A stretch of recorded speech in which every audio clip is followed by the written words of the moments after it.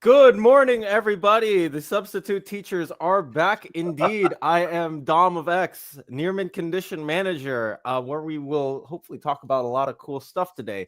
But of course, I can't be alone. It is impossible to be alone in one of these settings. And of course, I have two and maybe some more friends who are joining later with me. To my right is none other than adorable OmniDog. Who would have thought it? What a shock. Thank you. I am OmniDog from OmniDog's Vault, and I feel good, and I'm ready to go. I love doing this show. I love both of you. I love the viewers. I'm full of love today. That is amazing. You're of full course, of something, but we'll just call it love. Yeah. Take it easy, assassin. Just relax. And the person who can't wait to jump at the bit below me is none other than Yes, Lars Pearson, publisher and editor-in-chief of Mad Norwegian Press, formerly of Wizard Magazine. And, it's always nice to gather. I feel like when because normally Omar's here. We're sorry about that. He's off, it seems, with the woman that he's married to. I always feel like these Saturday morning gatherings are like, they're kind of like church. They're kind of like fellowship. We're all gathering to be together. My aunt and uncle, they were agnostic at best, but they would always go to church every Sunday because, they would see all their friends and have fellowship and coffee and pastry, and it was lovely. So I feel like that's what this is like. That's why we call Wednesday, when the comics come out, the Sabbath. And we're here with Dom, who's one of our most senior clerics. Wow. I did not know that I would be part of a church function today on a Saturday, nonetheless. Yeah. You never know where Lars is gonna go. I know. That's why I try to give added value because I never really know where I'm going either. A little disappointed I didn't get dragged into that story, but there's plenty of time. Oh well, you're that's why we call you Monsignor Jess. Yeah. Does that have a hat? Yes. I think so. If I'm really going to be that, I got to go get one of those hats. Yeah. I only go into trainers for you. Well, now interesting point. Interesting point. So again, we're here to talk about comics, but so I was raised pretty bog standard center left Lutheran, but I did one time have to go to a friend of mine. Her father died, and he was Catholic. And I realized that like Catholic funerals and services, my God, they're so regimented. It was like a square dance, honestly. It was like stand up, sit down, kneel, pray, stand up, sit down, kneel, pray, shake that hand, put in the collection plate, swing your partner round and round. I mean, it was a lot. Did you have to sit through full mass too? Yeah. And also, so my friend, I mean, she was one of 18 kids. They were very Catholic, super Catholic. And you know how sometimes the people come in. It's sometimes tradition that they bring in the casket and the kids march behind it. Oh my God, there was just so many of them. I mean, I'm sitting there and it's like, hello, hello, hello. Hi, Devin, how are you? Hello, hello, hello. I mean, it was just a surge of children. It's a lot. It was a lot, frankly. It was a lot. Peace and love to all Catholics. Well, who needs? Well, it's just who needs 18 children? I mean, it just wait, 18? 18? Yeah, that's from two different wives. Not at the same time. Sorry, not at the same time. But so did one woman? It was two different women. But it's just God. It was okay. Yeah. I don't. My sister has 8, which seems quite a few as well. But at least that's 8, not 18. Well, I mean, there's a football player. His name is Philip Rivers, and he has a whole bunch of children. But I haven't he has I think 10 or 11. Okay. But I'm also like I can't. I mean, I'm not judging anybody, but I'm just saying I couldn't fathom that big of a family. I mean, that's big. Is he just with his wife, or is it for multiple women?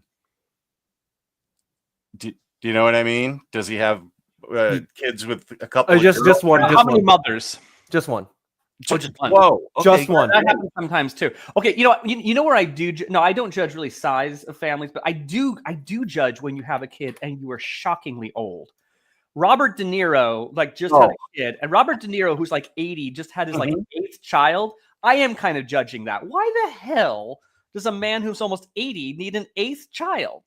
It's ridiculous. Yeah. That kid's never gonna know him. No, absolutely not. No, Tony Randall had 2 kids. When he was like 77 or something like that. Well, And, you know why they do it. wow, You just there's explained different every Catholic Well, yeah. Yeah, service ever. they do it to show they can still do it. Yes, well, That's a trophy kid. They're like, yeah, I'm still young enough to do this, sure. and I'm doing it. Al Yeah. Pacino had just had a kid too. Yeah, no, I Wow. mean, it's just who Yeah, it's why? proving that you can still do it. I suppose. Yeah. Yeah. I do Anyway, want to go. comics. I do want to go over one quick thing before we get into the meat of the conversation, which Okay. is I did not add this last night because this was added to the catalog at 1:30 my time in the morning, and I stayed up pretty late because I knew that some other books were going to be put up on the catalog so that I could talk about them at least somewhat freely offhand. But this was one that I did not cover in my video that came out this morning. Yeah, well, although I feel like we need to explain for those of us who weren't here. So yeah, Dom did a video earlier today on the newest DC offerings that were pumped into the online catalog. And we normally do a huge DC catalog show down the road that takes like 3 hours or more. So I surely that's on tap. But yeah, Dom got to the early announcements. Yeah. Okay. Yeah, So, these were a couple you didn't mention. Well, this is just the one that I didn't mention. Okay. Like literally one that was uploaded at 1:30 a.m.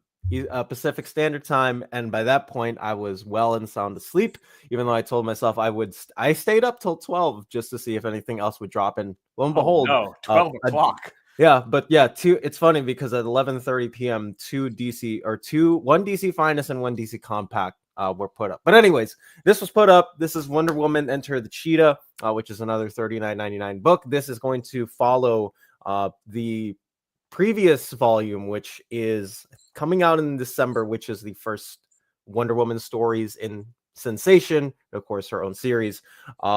This is going to collect issues 5 through 9 of the first Wonder Woman run, Sensation Comics 19 through 34, Comic Cavalcade 3 through 7, and All-Star Comics issue number 20. Although I do find that interesting because they have been doing the JSA DC Finest, and they've been starting from the tippity top with the 1940s. The 1940s run with Gardner Fox and a whole bunch of other different creators who are on the book. And Wonder Woman is in a good handful of these. But all of those stories in here are not going to obviously be in the Wonder Woman DC Finest. So I just do find the inclusion of All-Star Comics issue number 20 to be interesting there. There must be something about that particular issue that they think is just, Wonder Woman maybe gets a bigger part or something like that. Yeah, it's a baby with an 80-year-old Steve Trevor, I think. In All-Star. Just to prove that for Steve it still works. Yes.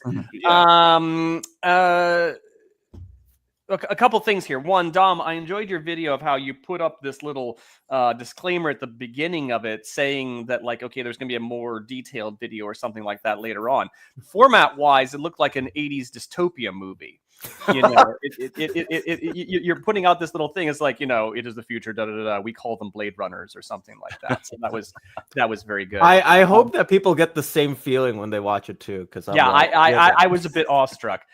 Secondly, Wonder Woman. I always find the Golden Age split between Wonder Woman when she's written by William Moulton Marston and when she's written by basically anyone else. William Moulton Marston was far from a perfect human being. But he writes Wonder Woman as quite kick-ass. When Gardner Fox is writing her, she's just the JSA's secretary. Yep. And it's I'm hard to call Gardner more sexist than his generation, but he was about as sexist as his generation. What does Omar say? This opinion does not reflect Nearmint Conditions stance.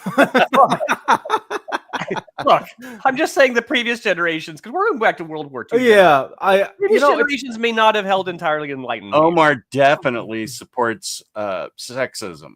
I know that. All right, that's how we get canceled.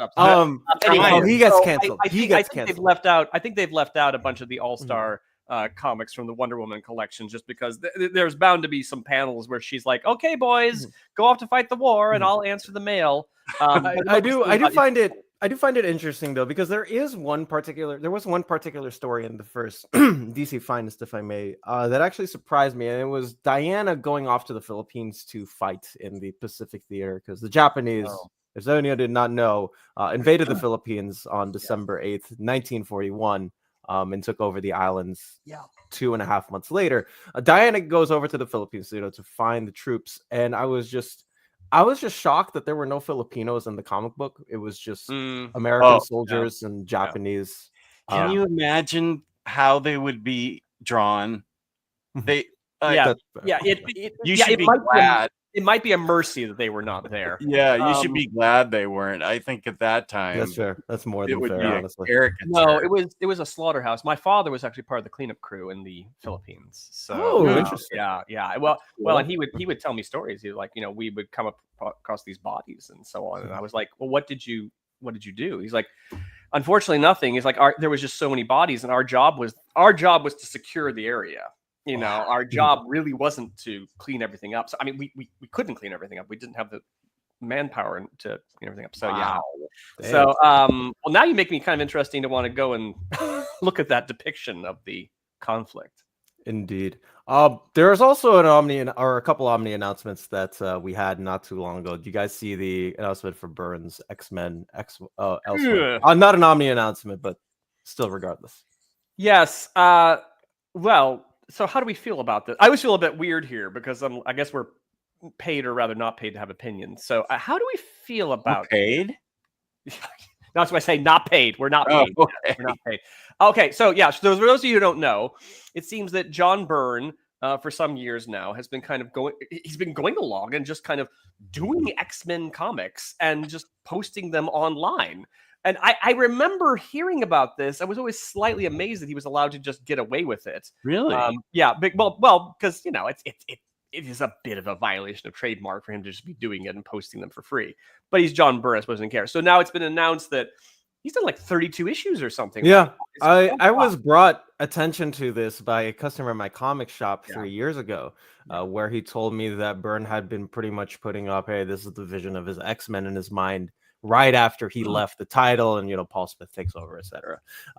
And I was like, wow, these pages are really they look great. I'm not going to say that do they? Do they? Okay, continue. I'm sorry. Anyways, I'm just saying, like, I just found it interesting that he was doing all these for so many years, and now Marvel decides, hey, why not have him finish it out? That's why I say he's been essentially, doing it, violating trademark for years on end, and they kept their mouth shut. And but now they're going to publish them, and they're going to publish them in like 3 volumes or something like that. Okay. Wow. But how do we feel about this? Because look, on the one hand, John Byrne he's a legend for a reason. He ties with George Perez as the most important artist of the 80s, certainly. However, I look at some of the, and I think, look, the Marvel's collecting it. I think that's awesome. That's great. There's bound to people who want this material properly collected rather than online. I am supportive of all of that. I'm not. I look at it and I'm like, this just isn't as good as the John Byrne's previous work on X-Men. It's like what John Byrne was doing before, only not as good. So I don't know. Spider-Man. I'm having a hard time getting too enthused about it, but for the people who do want it, then what absolutely. Format is it coming out in? I don't know if it's hardcover or softcover. Oversize? Let's see. Abrams is going to publish this in. There's a volume 1. Yeah, we don't. I'm trying to see if they have. 7.5 by 11 hardcovers. Okay.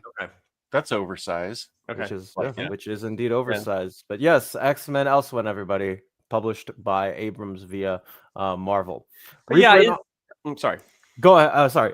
Reprint announcements from Marvel. Do you know if Omar has announcements coming? We have one tomorrow. We have a couple Omnis getting announced tomorrow. So why don't you save time and announce them right now. I think, yeah, absolutely. I would be, but I did sign a contract. I actually Oh, cannot legally talk about it. You listen to adherence to contracts. Those things don't mean anything. That's also Yeah. true. Dom, can you flag Jeff's comment there? Yes. If I could.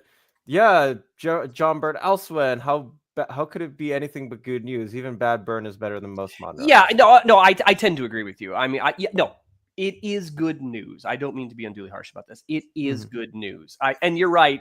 Byrne, even Byrne in his current state, as it were, is still, better than quite a few artists out there. It's just that he comes across as a shadow of his former self. And I think that's, and for me, that's just kind of a bit of a problem. But no, it is good news. Seriously. There's also a super chat. Yeah, there we go. John, thank you for the $10 super chat, my friend. Between their SDCC announcements and their October solicits, is it just me or does Marvel have no plan? 3 events in varying states of completion running at the same time. What even is the direction here? Yeah, I mean, I would tend to agree with you. We have the Ultimate Endgame event happening, which is the end for some of the Ultimate titles. We just don't know where the Ultimate Universe is headed to. We have the end of the One World Under Doom event, which is supposed to span a sizable proportion of the Marvel mainline universe. And then we have a book, interestingly enough, where Captain America goes back to 1776 and fights with the Founding Fathers, which I was just like, sure. I love Marvel, but man, I find it really hard to not get to get as excited as I am for all the stuff that's coming out from DC. Yeah, and I mean this lovingly. That's a big turnaround because it used to be the exact opposite. Yeah. Yeah, it completely baffles my mind where I'm looking at all these DC books. I'm like, man, I want like 80% of this.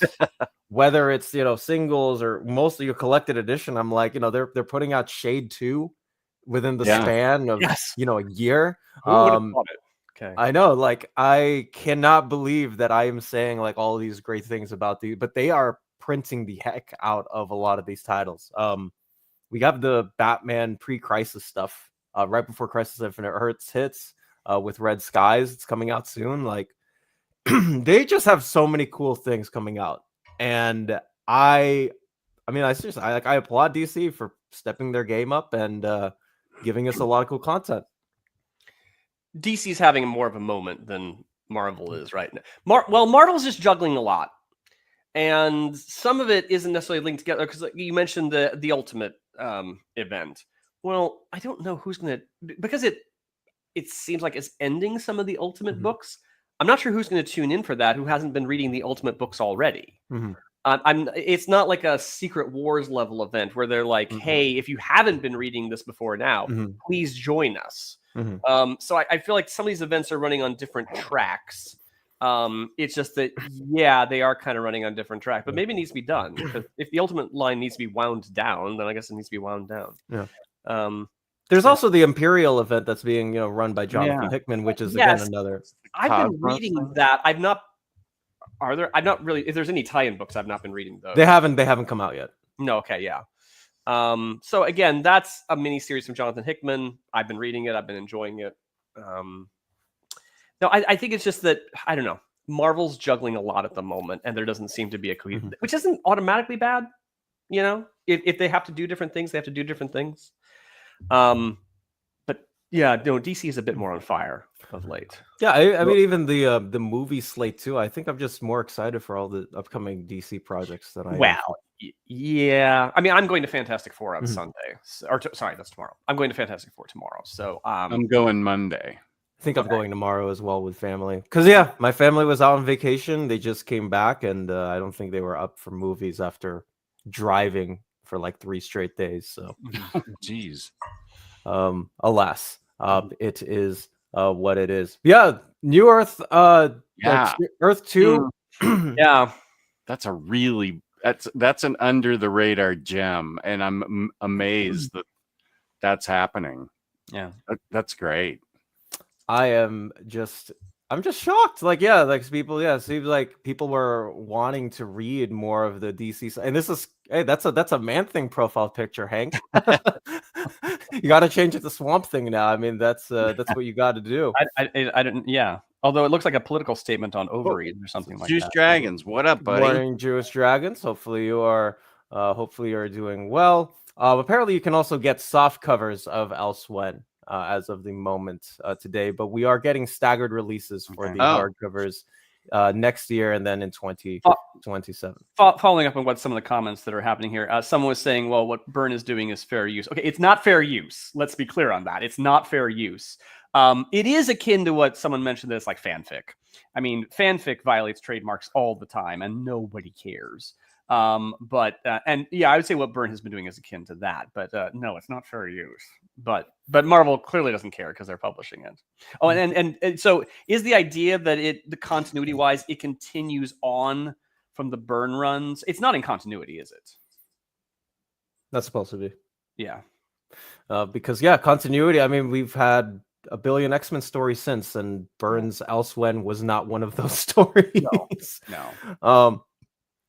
Yeah, I mean, it started 2 years ago. I will say that you should just, knowing at least a little bit of what the pitch was, I would say to keep reading. And even if you didn't, say you didn't know what else was at the end of the rainbow, why would they cancel something that has been doing so incredibly well for them? I mean, they are the most lauded of, I think, the entire slate. Like everybody that not only I just talked to, how are they selling though? Right. Oh, no, they're better. They're better than a lot of the other titles. Like Ultimates, okay. Yeah. Spider-Man is still one of the best-selling titles every month. So No, I think they're speaking of the current Ultimate books. Yeah, the current Ultimate books. Oh, okay, all right. So have they considered another Crisis on another set of? Well, time for another world exploding crisis. I love how gotta make it rain. A Crisis on Infinite Earths was meant to eliminate all the extra Earths that had been created in the Silver Age. You know, there were like 900, and ever since then they've been slowly adding Earth 2 and Earth X and all these other Earths where Superman is president, and there's a bunch of new Earths that have happened in the past 40 years. Doom, yeah. Go ahead. Yeah, I'm just saying it's funny that they wiped them out and now they're bringing them back. Yeah. Oh man, yeah. I mean, we destroyed them all and condensed them into one, and then we had to make another 52, and we've had a lot of events since. When we talk about the New 52 Omnibus is kind of so. It was some of us written by James Robinson, which is quite good. Nicholas Scott's art was, I recall, really good. Yeah, I agree. There's some really good stuff in there. Where I struggle with it a bit is that I guess I have some loyalty to characters, because the Earth 2 characters, I was like, but these aren't the Justice Society characters that I've been reading about for ages and ages and ages. They're people with the same names. So, if you're okay with that sort of Alternaverse thing, then sure. I mean, it's good stuff. I have such, in my heart, loyalty to the traditional JSA characters that's difficult. It took me a while to accept the different, just because he's so different from the original one, Mr. Terrific. I mean, he's awesome, but I'm like, wait, there's not fair play on his costume, and he's got a different costume. And let's see, I'm looking at my JSA action figures. Maybe that's the only one I really struggled with. Who else were you? Do they have a current Dr. Midnight? I feel like they don't. Who else were you thinking of? Because I know what you're saying. Yeah, it was very odd. The New 52. I know there's some people who came in on the New 52. It's fine. If you're old and crusty like me, the New 52, there was some good stuff in there. There was some genuinely good stuff in there I enjoyed. But it felt, if you were old and leathery, a bit scrambled, because you're like, because again, these aren't the characters that I've been. Because like Birds of Prey, I really love Birds of Prey. I think Gail Simone's Birds of Prey is quite extraordinary. But now we're going to scramble the relationships, and they don't really know each other. And I'm like, okay. It just felt like, it weirdly felt like your friends had gone away. And in their place were people who had the names, but were maybe not as interesting. So that can be a challenge. I love the current Birds of Prey. That's one of the books I read immediately is when it collected edition comes out. Sure. We need to tell the people at DC we need a Kelly Thompson Birds of Prey Omni when it's all said and done. But then, of course, they brought back the traditional JSA, which is why, like, I did buy the Jeff Jones follow-ups. You know? I will say, like, I am in the somewhat like opposite boat of Lars because I partly got into comics because of the New 52. Sure, yeah. Trades that I got. I remember reading like seeing this completely different version of Jay Garrick, right? Because I mean, Earth 2 really is just DC's way of trying to explain that the Justice Society cannot exist, like currently don't exist in the current state of the world. So how can we get all of these legacy characters to exist on a different plane where it still somewhat makes sense to the lore? Bring in a person who knows these characters in James Robinson and slap them on. It wasn't one of my favorites, but they tried. I remember just being a kid being like, wait, these are supposed to be like, actual characters on different Earth, but because it's a completely different Earth, the rules are different. But alas, I'm happy with the surprise, and I want to see how many people buy it. I mean, the Earth 2 Omnibus? Yes. Yeah. Like I say, it is quality work. It is definitely quality work. It's just it's not your guys. It's a deviation. Yeah, it's not my team, as it were. No. Yeah. Okay, question. Here's a great question from Duncan R. What makes an Omni? Example: Superman by Busiek, books 1 and 2, 700-ish pages. Terrific's complete collection, 760, not Omnis. Nightwing by Tom Taylor, 624. It's an Omni. Is it content, creator, or a publisher decision? I'd be interested in somebody knowing the answer to this, even at DC. Yeah. Well, that's the thing. It's a publisher decision, and I mean, what I think Socrates spoke about the Greek ideal of the omnibus, and what we have in our mind as it is, the great, big, enormous. I don't know what I'm saying. Okay, well, I think we all have a pretty standard idea of what an omnibus means, but then they just deviate from that. I mean, like the Starman omnibuses they did back in the day, 6 hardcover, they really weren't omnibuses as we now think of the term. They were just 6 hardcovers, with some pretty good mapping. But I mean, well, this is what you learn. Just in life, publishers are inconsistent. They really are. Yeah. I mean, even like just across every single publisher, not everybody uses the term omnibus in the same way. Like you go over to Dark Horse, for example, omnibuses to them are big, thick compendium-like trade paperbacks. Yeah. So not everybody has the term of, like this is what an omnibus is. We're going to standardize it because everybody's different. Publishers' definition is completely different. But typically, what it does mean, at least for DC, is an oversized book that's 7.5 by 10 7/8 inches big. That is thicker in page count than most other books, and that has a dust jacket on it. And will be pretty damn complete for the parameters that's trying to complete. You are correct. So yes, hopefully that answers. But they're not really consistent on it. Indeed. Have you guys read the newest brand new issue of the new history of the DCU yet, or no? I'm waiting for it to be collected. That's fair. But it's by Mark Waid, right? Indeed. Oh yeah, I'm definitely gonna get it. I have been enjoying it. Unfortunately, like it's been seared in my brain, the Wolfman Perez one and their approach to it. It is really good, and it's nice to pause and just go, okay, what is DC history these days? I found reading it to be a little bit, and then there was this team, and then there was this team, and then there was this team, and then there was this team, and there was this team. And I kind of wish he would have maybe delved a little more into the different genres and historical eras of it, but it's good. It is enjoyable. What would be an example of what you? Well, and maybe I'm fooling myself, but I felt like the Wolfman Perez one spent a little more time on like, okay, here's the Western characters, here's the World War II characters, and so on and so forth. Or actually, now that I'm saying it aloud, maybe it's just the nature of it that you hit a certain era and it's like, and then the Justice League, and then the Doom Patrol, and then the and it's like, okay, and then that's the history. It's like a whole bunch of superheroes ad nauseum come out, and they're villains. No, it's good and enjoyable though. It really is. Now, speaking of where you can get this specific new history of the DC universe, Where can you get it, Dom? In Canada, Oh, if you only if live I'm Canadian. over yonder in Canadian, yes, only if you are Canadian, like Yeah. the shirt that I'm wearing. Got this in Canada at one of the Alberta museums.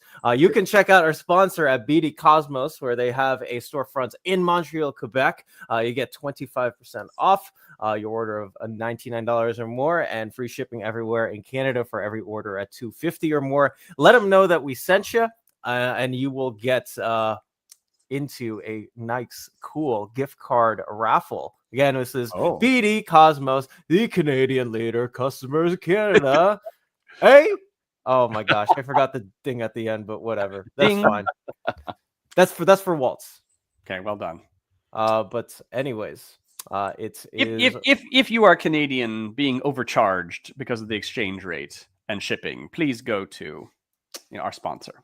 God, I don't want to steer this into the exchange rate and stuff, but the tariffs, they took me by surprise. Like I've already got hitting up with tariffs on the vinyl albums that I get.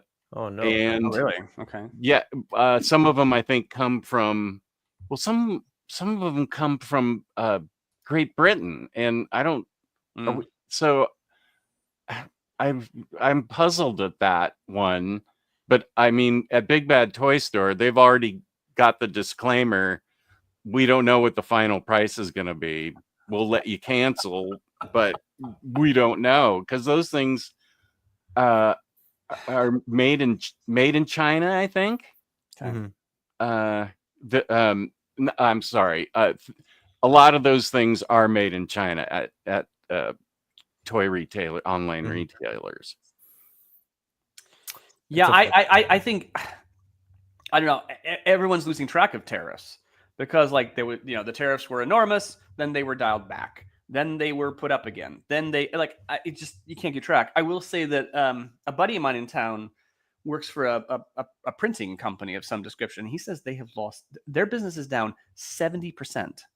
Whoa! Purely owing to tariffs. And I'm like, well, that's not good, is it? That's not good. So what is he? They're a printing company? Yeah. And so something expensive has gotten more expensive with the tariffs, like paper. I don't know all the details. We were talking over coffee, and we were too busy talking about important things like comics and sex. So I don't know the exact detail. I guess that was my two on my list. So that was my long-winded way of saying, yeah, tariffs are still having a big impact all over the place. It's just that no one can quite work out how, when, where it's occurring. Yeah, indeed, unfortunately true. So Jez, So you don't know how much this is increasing your vinyls. You've just been told. Well, no, I just got a couple of I just got a couple of albums where I don't think I've been charged duty before. I never remember that extra charge. But then I think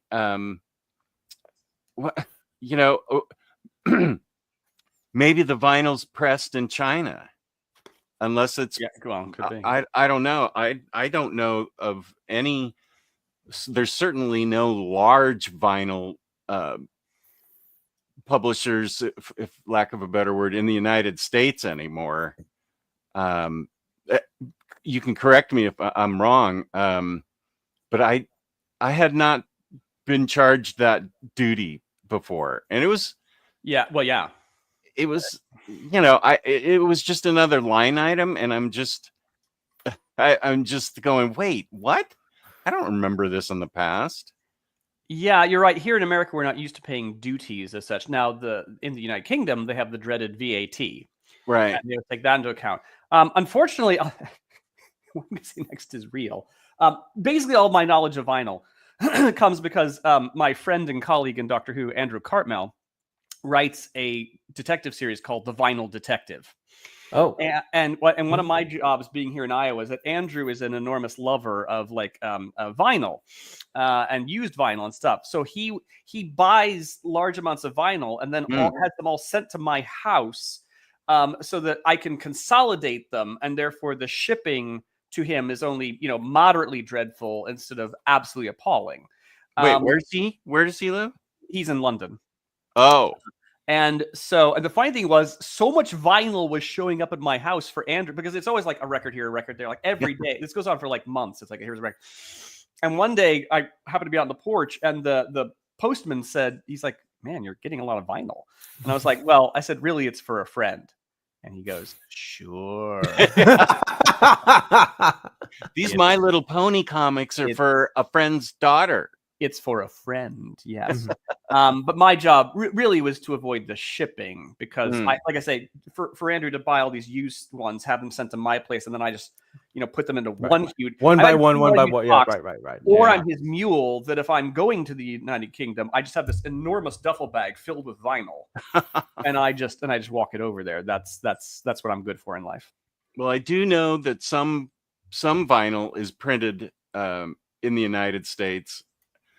I do know that. So there have to be at least a couple of small vinyl creators, publishers, what have you. Yeah. But the stuff I get from Great Britain has a duty on it now. Yeah. And we were talking about vinyl. I own one record. One?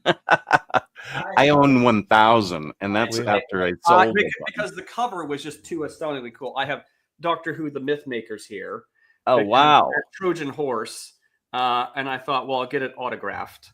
So I don't even have a record player, but I have this framed and on the wall, because that's a cool thing to have framed. Yeah. It hops too much. And I got the, there's only 3 surviving cast members, and I've managed to get 2 of them to autograph it. So, That is my sole contribution to the world of vinyl. All right. He's gotten at least one vinyl. So I have one vinyl. He lied to the postman one time. That was it. That was it. Okay. Fernando, good morning. You gotta give us those DC. Like, it's really cool that people have variants, I suppose, of whatever it is, like whether it's the language or just the way that the book looks in their respective countries. Apparently, Fernando's got a couple of DC compact editions of. They got JLA the Nail there, Green Arrow Year One. We don't have that here. I'd like to have that here. Wait, we don't have what here? We don't have a compact edition of JLA the Nail. Yeah. Okay. JLA the Nail, Batman Universe, or Green Arrow Year One. Send them over to us, DC. We'll review them. Good morning. With DC hopefully omnibusing the Rebirth era after New 52, which Rebirth line would you like to see the most? Although we're getting a good chunk of them now. Like Batman by Tom King is coming out soon. Yeah. Really the only one that's still on my list that I hope that they get in an omnibus format. Yep. Wonder Woman by Rucka. There you go. That's the correct answer. Yes. Wonder Woman by Rucka. Yeah, we've already they're omnibusing Dan Jurgens' 2016 Action Comics run. You already have Tomasi and Gleason's, your Deathstroke by Christopher Priest. Batman by some of Batgirl is already omnibused in the Burnside Omni. Yeah, I think they're getting along to it, and they're getting along to it pretty quickly. Nightwing by Tom Taylor got put out in Omni format just 2 years after they started publishing. Yeah. Some of the big dogs are I have the Justice League Dark Rebirth. I do too. Oh, that's so great, and it's also incredibly huge. It's eye-wateringly huge. Yeah. DC doesn't tend to. That would, of course, be a smarter thing to put it out in 2 volumes, but they don't do that. They're just 1,600 pages. Well, it's the sort of thing that, I did bang my head a bit because I'm like, this will be appalling to read. But I'm like, but it's all there. So you gotta get that lap pillow that I have. Yes, no, it's on my Amazon wish list. So yeah.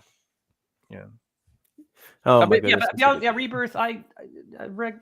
Are there any other big dogs still out? I'm trying to think. They're like Justice League by Snyder just recently came out this year. And Nightwing is covered, and I'm sure there's something else, but Like we have Tynan's Detective Comics already in omnibus format. yeah. Like Yeah. every single book that I want is already in technicality. You know what? I would love Aquaman by Dan Abnett to be put in omnibus Okay. format. Right. And this is also just me as a Titans fan. I would want Dan Abnett's Titans to be in an omnibus at some point. I picked that up in singles at the comic shop, but those are now sitting in the box, and I would like to reread them at some point while they're not, me taking them out one by one, so I could reread them. What about Rebirth Flash? I have a bunch of it, but I haven't read it. Is that? It's already an omnibus. Like volume 2 is coming up. Oh, it is. Yeah. Mhm. Yeah. Okay. Yeah. Yeah, so Percy Green Arrow is another one that still has to get an omnibus format. So. Sorry. You're good. ALEXA was yelling at me that someone's at the front door. Is that your AI girlfriend, giving you sweetness? Yeah, you could call her that. Okay. She does what I ask her to do. Yeah, no, I think we spent so many years, begging, pleading, whining for the publishers to release stuff and flogging them when they didn't. But occasionally we have to remind ourselves, oh yeah, they actually have put out quite a bit of stuff. So Rebirth, I'm struggling a little bit to remember what but the Wonder Woman mission is the big one. Yeah. Yeah. I agree. Like I said, yeah, Percy Green Arrow still isn't there. Okay. No Green Arrows. Yeah, probably. No, that's right. Yeah, the most recent Green Arrow we've gotten in Omni is the most recent. One of the most recent omnibuses that was just printed. The Brad Meltzer Green Arrow stuff. Sorry, Okay. gosh, Kevin Smith and Brad Meltzer's Green Arrow. What do they call that omnibus? Yeah, it was called something different, I think. Was it called? Oh, I have it. Archer's Quest. Yeah, Archer's Quest. Yeah, I have it right here. Yeah. Green Arrow is back indeed, from the dead. From everything that I understand, Matthias, yes, my family is or should be okay. I will check in again with them via my mom and etc. At some point later today. Okay. What's going on? I tried not to know what's going on in the world. So pretty big typhoon hit. Hit a Wow. location where my family lives in. So. Okay. But yes, I do appreciate it. Hey guys, just saw a 20th anniversary Dynamite Humble Bundle deal that looks pretty good. Mostly Red Sonja, but a few other things too. What do you think? I think you should get it. Those are great deals, and Red Sonja by Dynamite has been a consistently good book. Yeah. And Dynamite needs our support. Yeah. What's the head guy's name there? You know it, Lars. Nick Barucci. Nick Barucci. Yeah, or as I would sometimes call him, Nicky. Yeah. Okay. Nicky's selling his own personal art collection to pay his people because he got so screwed by Diamond. So he's a stand-up guy. And that company puts out genuinely really good stuff across the board. Yes. No, absolutely. You are reminded sometimes of just how much any company can be a very fragile thing. Right. And the tanking of Diamond has, there's something like, DC doesn't care. They left Diamond a long time ago, but there's some people that it's really put them in a bind. Dynamite is one of them. So I agree. If there's some purchase for Dynamite that you've been holding off on, go ahead and, make it. Yeah. And Red Sonja's I need to do that video. I keep Red Sonja's good. I don't know the cost of the Humble Bundle to which you're referring. Now, Humble Bundle, they're all digital, aren't they? Yeah. Yeah, they're all digital. Yeah, that's what I thought. I haven't done a Humble Bundle just because Humble Bumble. Humble Bumble. Oh, is it right? No, sorry. Yeah. Humble Bundle. Humble Bundle. I haven't done them just because I was unsure how much I would just sit around and read those digital incessantly. But they're great bargains. If you've got the money to spare, I'd say go ahead. Now, don't try to I do have friends who the amount of digital they bought, they've spent some thousands of dollars on digital catalogs or movies or TV shows or whatever that they really haven't watched that much. So you have to be careful with digital, but I bet you this is a great deal. Yes, indeed. And you're gonna get a lot of cool. You get PDFs. You get PDFs sent your way once you pay whatever it is you decide to. Money goes to whoever the publisher is, etc. Yeah. But yes, Yeah. there are a lot of great humble bundles. Yeah, Or humble bumbles, I should say, out there. Eric MP, yeah. is it better to read through Rebirth Superman or Rebirth Action Comics first? I read them. I didn't read them concurrently. I think I went with Tomasi first and then Jurgens. They're two completely different Superman adventures, for lack of a better term. The Tomasi one's like a family book. The Superman, Clark and Lois family and Jonathan, whereas Action is, like it says, there's a lot of action. There's Doomsday and Lex and all these fights that Superman's in, but it's, Dan Jurgens, and it's hard to top Dan Jurgens with Superman. So, but before you read Rebirth Superman, you need to read Road to Rebirth Lois and Clark, because that explains how it's a thin trade paperback, but that explains how New 52 Superman, what happened to him, and how Rebirth Superman got on that Earth, and it's like the blueprint for Superman back when it was released. Up to this day, Superman, it's like the blueprint. Plus, it's by Dan Jurgens. It's really well written. I think it's one of the best Superman stories ever. And I told Dan Jurgens that at Heroes Con. So remember to get Road to Rebirth, Lois and Clark. There you go. I don't know if I answered your brilliant. Yeah, no, that's Brilliant. read Tomasi Gleason first, and then read Action Comics after. Is I think what Jess is trying to say. First, read Road to Rebirth. There you go. And There you do go. it, Yeah, Tom. I agree. Yeah. I agree. Thank you for the super chat, Jaggernaut. Not a DC guy. I got Gotham Central and Loeb sale omnis. 5 top omnis to start my DC collection. The question. Okay, it is a good question. Unfortunately, properly answering it, we always a little bit have to turn it around back on you in terms of, what do you like? What are you into? Can you narrow it down a little bit? And also don't go out and just buy an Omni without sampling it.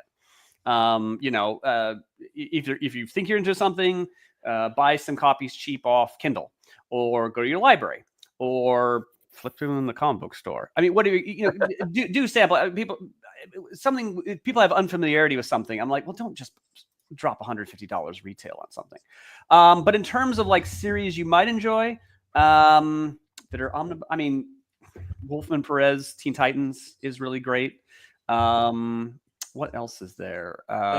Just so you know, Jag, I did a video 6 weeks ago, DC books for the Marvel fan, and I got 10 of them that I thought were good for beginning DC people, and I would urge you to watch that like 100 times, so it drives up my numbers. Can you mention a few titles here that you recommended? Yeah, I covered almost every character. I recommended Jeff Johns' Flash. Okay. I think Catwoman of East End is a good intro to Catwoman. You know what? Where's James? He knows where everything James is. has the link. Oh, he does? Does he? James, that's where are you what I at? James, yeah, Gotham Central was one. Green Lantern by Jeff Johns, I recommended. Let's see.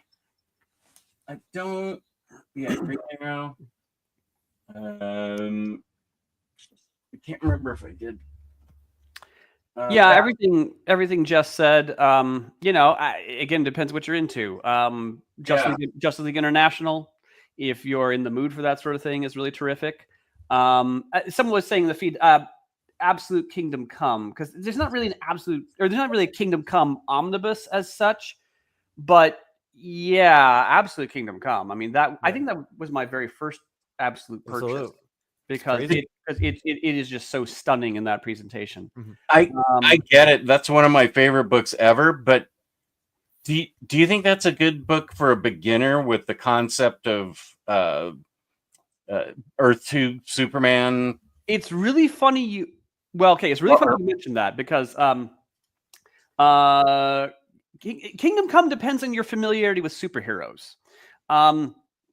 Because when I've given it to newcomers who really aren't into superheroes at all or whatever, it leaves them a little cold because so much of the conflict is between Superman and Batman and where they're coming from. And if you sort of do have kind of a sense of what Superman and Batman's beliefs, then I think you'll be fine. If you sort of don't, if you only kind of casually know the characters by name or whatever, then yeah, I think you're right. It is a bit of a struggle. What else? Doom Patrol by Grant Morrison is I think pretty terrific. Let's see, I'm trying to think what else I recommended. I definitely recommended Rucka Wonder Woman. Someone in the feed is appalled that I'm not mentioning Legion of Superheroes. The problem with Legion of Superheroes is that the most accessible stuff has not been collected in omnibus form. Yep. I recommending 5 years. As wonderful as I think 5 years later is, recommending that to a newbie, I think that's rough. Could be challenging. I mean, the most accessible Legion material hasn't been collected yet. Oh, thank you, Spooey. Marvel. Oh, that was Marvel books for the DC fan. So those were beginner Marvel books, and then I flipped it and went DC books for the Marvel fan. Oh yeah, Jess. Just in Time 3D is correct. Yeah, the Lois and Clark miniseries is in the Action Comics Jurgens Omni. That's right. Thank 1. you. You're right. I was informed of that, and I conveniently forgot it. Thank you for reminding me. It just seems like somebody wants to get at the Ugly McGregor. How are you doing? That's my buddy from Wales. Oh my goodness! I'm also going to mention there are also some pretty great Batman omnibuses. I quite enjoy Batman by Grant Morrison. Batman by Paul Dini is more traditional fare, but done really well. And someone's mentioned Batman by Scott Snyder. Now the thing is, for my taste, that starts out unbelievably strong. And then really kind of starts to go into decline. So, so if you do go there, maybe only buy volume 1. But those that early year or so really is quite great.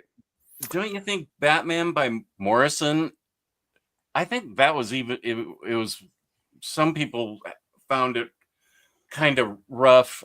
And they even knew the character really well because now, first of all, I love that run, and I think it's brilliant. But I just kind of wonder if Jaggernaut's, if he wants a beginning Batman book, I don't know. Grant. Sure, if you want something more traditional, you're right. Batman by Paul Dini. You might even do Detective Comics by Tynion. That would work pretty well. It does depend on how bold you're feeling. I quite like Batman by Grant Morrison might work slightly better with newcomers because in my experience, it's the old guard that tends to bitch about it the most strongly because they just don't like that it's kind of going over here, going over there when they want standard Batman who just goes out and punches people in the face. Batman by Grant Morrison, you do got to strap in and hold on. The amount of people that are around my age who love Grant Morrison Batman, Lars, is a lot bigger than you think. Okay, great. Okay, good. They're within every single part of my vicinity, it seems like, including me. There you go. What do you like about it? What do I like about it? Yeah. It's completely unconventional. It makes me think. I really like that Grant just has this supposed idea of Batman as a concept will never die, and it lasts forever, no matter what single point in time you're at. Sure. And I find that really tremendous. When are we doing that video tomorrow? Dom? Or Tuesday. Tuesday. Remove Okay. Tuesday. Tuesday day? Tuesday day. Tuesday day. Because I have a show Tuesday night. Yes. Okay. Yes, indeed. I love how you're being so But- secretive. That video. That video. What's But- the maturity rating on this video? Okay, go ahead. It depends on what book we're talking about, actually, because there are some books that I think would be okay for 13-year-olds. There's some books where I'm like, wow, I would never give a 13-year-old this book. But if you are trying to get a 13-year-old in Europe a copy of Batman by Grant Morrison Omnibus Volume 1, Where can please you go? check out over our folks at Walt's Comic Shop, who have a storefront in Berlin, Germany. Free shipping with a couple of orders over in the EU. If you let us know or let them know that we sent you via near mint condition, you will be able to get free shipping off your next order. That's Walt's Comic Shop, your reliable source for omnis and collected editions in Europe. Ding, ding, ding, ding, ding. Well, I don't know when I'll have the money, but I have been invited to stay with a friend in Belgium, and he, Ooh, yeah, Brussels. No, it is Belgium, and he's like, and then you can use it as a jumping point to go wherever you want in Europe. Use me as home base, and so maybe I'll wind up in Berlin, and Dallas have to go to Walt's Comic Shop. Oh, yeah. And tell him ting. It'll be like some secret code. You walk in and go ting ting ting, and they'll go, "Oh, come with us." In the back room. you have to see all the cool omnis there. Yeah. Oh my goodness, that would be a dream. Tom and I are going to do a Grant Morrison video. Yeah. But I won't say anything God. more. Oh, yeah. We have thoughts. We have thoughts. Well, we have thoughts. Someone tell me about the Superman by Philip Kennedy Johnson era quality, trying to find something post DNR2. Oh my gosh, I love Warworld Saga. Oh, I think Warworld Saga. Yeah. Just get that omnibus. Philip Kennedy Johnson so understands Superman, and that Warworld Saga is fantastic. And I didn't think it would be. I was like, Warworld, Mongol, what are we doing here? And it was just excellent. Indeed. I am going to be interviewing Philip Kennedy Johnson again on my channel to talk about the mapping and the extras in that omnibus in a couple of weeks. Ooh. So be sure to get on the lookout for that if any of you all are interested. Really hope that we see Hal Jordan, the Green Lantern Corps Omni soon by Venditti, but my most wanted is New 52, New Guardians first. Oh, yeah. Yeah. I will say, Hank, I am working with the folks over at DC and also technically with Omar to get some things like that out. So be on the lookout for some cool stuff in the future. I love how you're like, and technically Omar. It's like, yeah, Omar's there too, right? He's whatever. He's Dom's ward now. It's true. We had to flip flop the roles. We all know that Robin is the real hero of the story. Indeed, that's why I love Damien. Yes. For beginner stuff, after you read the emotional spectrum stuff in Jeff Johns' Green Lantern, and you read a little further on it, then you can read Red Lanterns. I think is possibly the best New 52. For me, it was, if it wasn't the best, it was one of the best. New 52 books. Yeah. Oh, for sure. I want to get to one thingy and then we'll get to the super chat because it's technically related. Good day, Legion of Superhero Lovers. Is Before the Darkness Volume 1 standard size or OHC? Standard size. It is standard size. It is standard size. It's not an OHC. Yeah. I wish it was. The Great Darkness Saga and the Curse are oversized, but those volumes, they're standard sized. Indeed. You know what? I do find this interesting. I don't know if you guys saw it, but Leaping into the Light, as well as the second volume of Taylor's Nightwing, is being collected together in a DC Compact Edition. Oh yeah, that's right. Yeah, $10, 300 pages. That's I was gonna say it's a pretty decent pick. One more quick thing, and then we'll get to the super chat. What do you guys think about hardcover and absolute editions? Are they worth it if you love the book and all the extras that they have?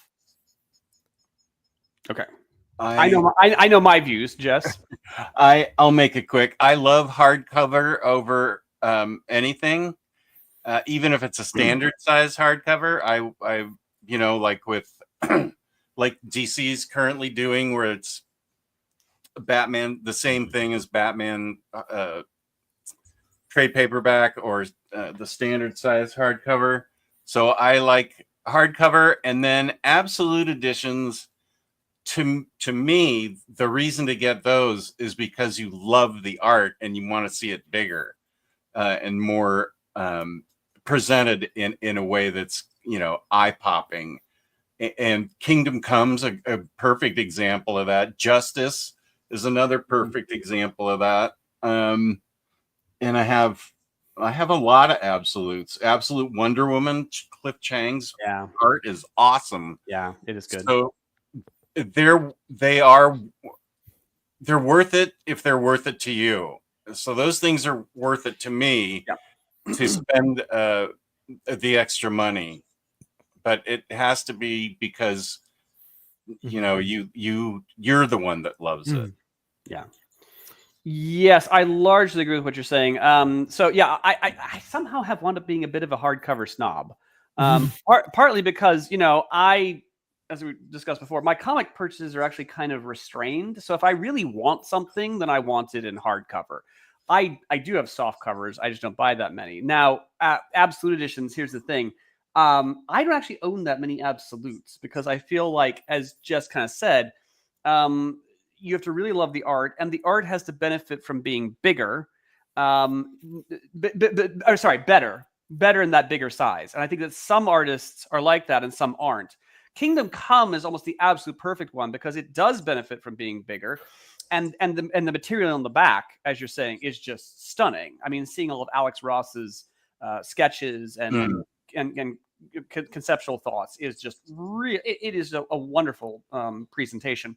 There's a whole bunch of absolutes I just skip right over because I'm like, well, it's bigger, but I'm not sure I really care.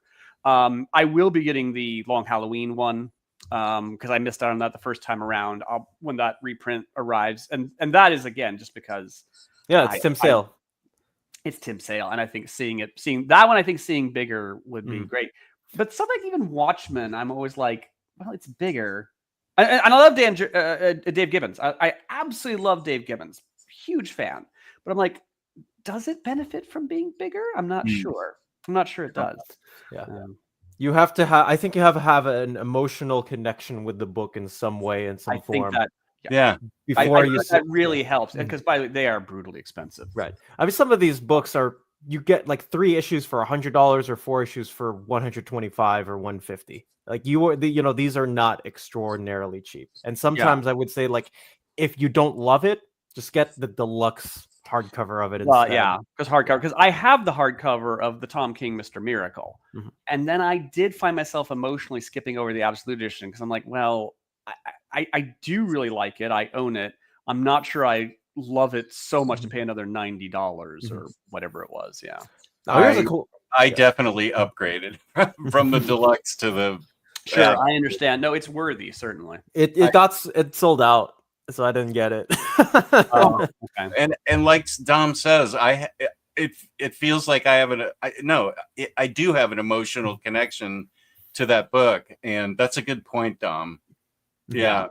But my purchases are a lot more, again, as we've talked about on this channel, I have a lot more discipline, whereas Jess is just a shameless hussy, you know, and just buys everything.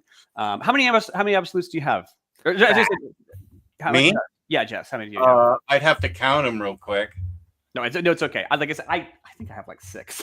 I don't have that many. I have about the same as, I think, 1, 2. I got 7. Okay. I'm not like Jake, where I had to own it. Jake has all of them. Yeah, where he has the biggest collection. And I think in his more honest moments, he might admit that they're not all worth having.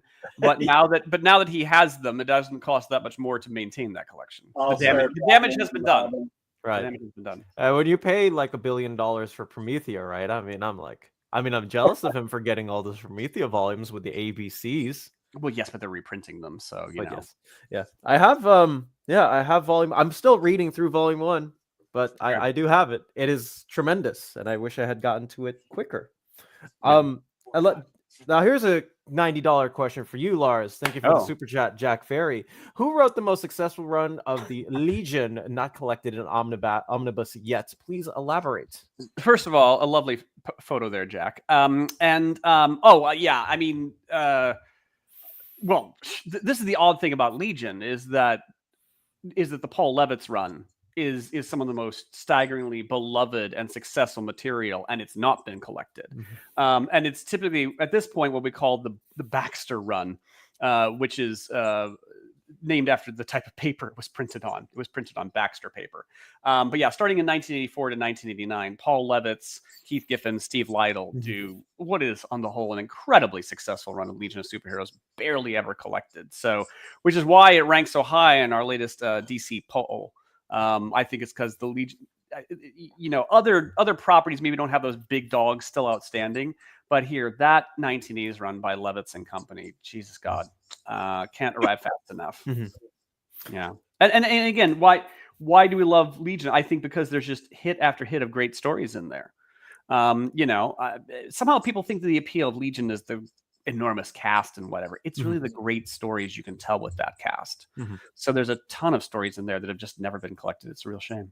It is. And for, I think, as big of a cult following, and not to demean, so to speak, with the Legion, and how many people are just so connected to Lightning Lad, Brainy 5, and it's Dream Girl. Like, it's crazy to think about like all of these 20 or so characters. I think like people like these fans can name off the bat, and how we just haven't had it all comprehensively collected from one end to the to the other end. I would like to see it all come about to someday, whatever format they be. Well, Brainiac. This is going to sound really weird. Okay, a shameless admission. Brainiac 5, particularly as written by Paul Levitz, is one of my absolute favorite fictional characters ever. Because he was outrageously smart, and yet he never lost sight of his humanity. I mean, there's a stunning issue in there, and it's called Brainy's Lucky Day or something like that. And it's like, here's Brainiac 5, and he's going along, and he's just fixing a bunch of problems. And then the end is that, oh, by the way, your best friend has died. And he is absolutely devastated by this. So I think, when Brainiac was so extraordinary because they kept the eye on the ball about humanity. Unfortunately, what happens after the Levitz era is that later on it's decided that, well, if Brainy's that smart, he must be an unbearable prick. and I think the character has never recovered, because I think the idea of Brainy as an insufferable prick now is the default setting. And it's like, no. It's much more successful when he still recognizes, I'm really smart, but I have my friends. I need friends. I have people I care about. He hasn't allowed his intellect to overrule his humanity. Or, well, he's not actually human, but you get my meaning. So yeah, I every single time I read a new Legion read, my heart sinks, because I know that Brainy's going to be a dick in this one, and that's just not the way to play it. I definitely have an emotional connection to the Legion of Superheroes. That was one of my favorite books growing up in the Silver Age. And then I like the very beginning of the Bronze Age. I haven't read any of that Paul Levitz stuff because I just... You haven't? Really? I don't know how to... The stuff you're talking about that's not collected, I don't know how I would go about. I don't want a bunch of single issues. Sure, yeah.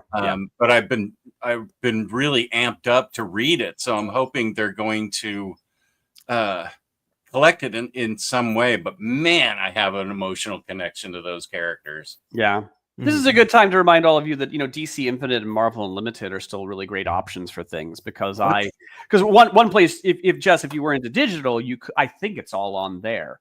And it is indeed. And I still use DC Infinite and Marvel Unlimited to just read extensive long runs that I'm like, okay, I don't really know if I'd like this or not. Let me find out. And like I say, I read all of Mike Grell's Green Arrow on DC Infinite. Oh, wow. It can be. I mean, I'm still more of a print person than a digital person, but it can be very handy. It can be very indeed. Well, I think it was actually, I've not properly read the John Ostrander Spectre, and that omnibus is coming out. I've read a little bit of it. And I'm like, okay, you know what? I should make sure I really like this thing before I commit that much money. So I've been reading it on DC Infinite, and it's quite good. Wow, you really are the rational one. I don't even know what that's like. James, I know you're not here, but clip that. whereas you're just pure emotion, Jess. Is that what you're saying? Absolutely. Just blind buying, impulsive. Even if I don't like it, I'll get it. I guarantee you it's going to happen on the stream later on when I'm on Jess's stream, and we'll find some way for him to get this one random off thing. It happens. That's the fun of it. That's the fun of it. At 6 o'clock tonight, Eastern Standard Time, Dom and Webhead will be on my channel to talk about August's collected editions. And I may or may not have DoorDash bring me 8 different Frosties, and I'll do a taste test. I'm pretty sure I'm going to do it. He's going to do it, guys. Quickly, Frosty. No, wait. Did I discuss on the channel how a friend of mine got there was a murder in Wisconsin a while back, or excuse me, an attempted murder that involved a guy. He wanted to kill someone, and he tried to he brought in drugged McDonald's smoothies, and that's how he attempted to drug him. McFlurries. Yeah, McFlurry. Drug McFlurries? Wow. Yeah, he showed up at the door and he was like, "Hey, buddy, I got these smoothies. Wouldn't it be great to drink?" And he's like, "Okay, let's hang out and have some smoothies." And so they did, and it knocked him out. And then he woke up. He was tied up in the garage, and the car exhaust was going. Wow. And he would, because I think the idea was that he would like pretend it was like tie him up, pretend it was suicide, and then like take the bonds off or something like that. But it was the worst murder attempt ever because the smoothies probably delayed absorption, and he didn't tie him up properly, so he was able to get free. It was a lot. So Jess, if DoorDash brings you smoothies, just make sure you know where they're coming from. Okay. I did. Okay, shockingly, everything I've just told you is real. Okay. I actually believe it. No problem. Yeah. No, it's just like the timing of the stories is the weirdest and oddest part to me. Like between this morning or like when we started the stream and now with the smoothie store, I'm like, literally, when are we expecting these what you'll off find the hand juggling stories? What I think you'll find with me is that there's always a transition. It might be a thin spittle of a transition, but it's a transition. Yeah. Dom, you're free to also, you and Webhead are free to also order Frosties, and we know the first hour of the show too many people want to eliminate me. That's right. Yeah. First hour of the show is going to be Donkey Kong Bonanza talk, Frosty talk, French fries. Ice cream. It's always ice cream and video games and stuff. Indeed. But yes, we'll have I know you're not here, James, but be sure to clip that wherever you might be. Omar is actually glamping right now, Cage. Not my words. That was Maddie's last week. Okay, I'm just reiterating. He is glamping. I'm sorry. I incessantly make fun of people who glamp. Yeah, Wow. Okay. San Diego Comic-Con. Quickly. So I've been to San Diego Comic-Con, but it was in the 90s when I was with Wizard. And I don't know. God bless the people who do it. I don't think I would find it any fun at all to go. It's way too people-y for me. Well, it's too people-y, but also it's just the layout. Because so I actually have been to New York Comic-Con, which is actually bigger. We forget that. San Diego's better known. New York is actually the biggest, I think, at this point. But the thing is, certainly when I was going, it felt like the complex is over here and everything else is over here, like your hotel and whatever. And that means you have to bus in and things like that. And so it was just an enormous disorganized pain in the ass. You go to New York Comic-Con and okay, it's enormous, but it's at the Javits Center and it's integrated into, Manhattan Island. And so you can just leave and then you're on the island or the subway or whatever. So I don't know. I find New York a lot more bearable in terms of getting in and out, but yeah. I am on my soapbox about Heroes Con. I love Heroes Con. Yes, we did enjoy ourselves. The only con I go to. Yeah. I've never been to a convention. I haven't gotten to one yet. I'm still waiting for my first. Dom, you'd have a blast at Heroes. I would. I just need someone to pay my plane ticket. That's the problem. Well, wait, Dom, I thought you're in San Francisco, right? You're correct. Well, you can get down to San Diego. No, we Well, no, want I mean Heroes Con. Oh, Heroes Con. Sorry. Yes. Okay. Yeah. Yeah. It is a while away, and I think the only without familial intervention, the only way that I would literally be able to go there is if somebody paid my plane ticket. well, ask for that this Christmas. From Omar, okay, maybe. Oh, not Omar, your parents. Oh, okay. The last time I went to San Diego, I was actually in LA. I was working for this portal site that was just horribly mismanaged. And I went to Comic-Con, and the company that I was working for eventually went out of business. They lost $9 million. But before they did that, I was there, and like they had just stupefying ideas about how to promote morale. It's like, you know how you want to promote morale? Properly resource your employees, pay them well, give them time off, all that sort of stuff. But they wouldn't do that.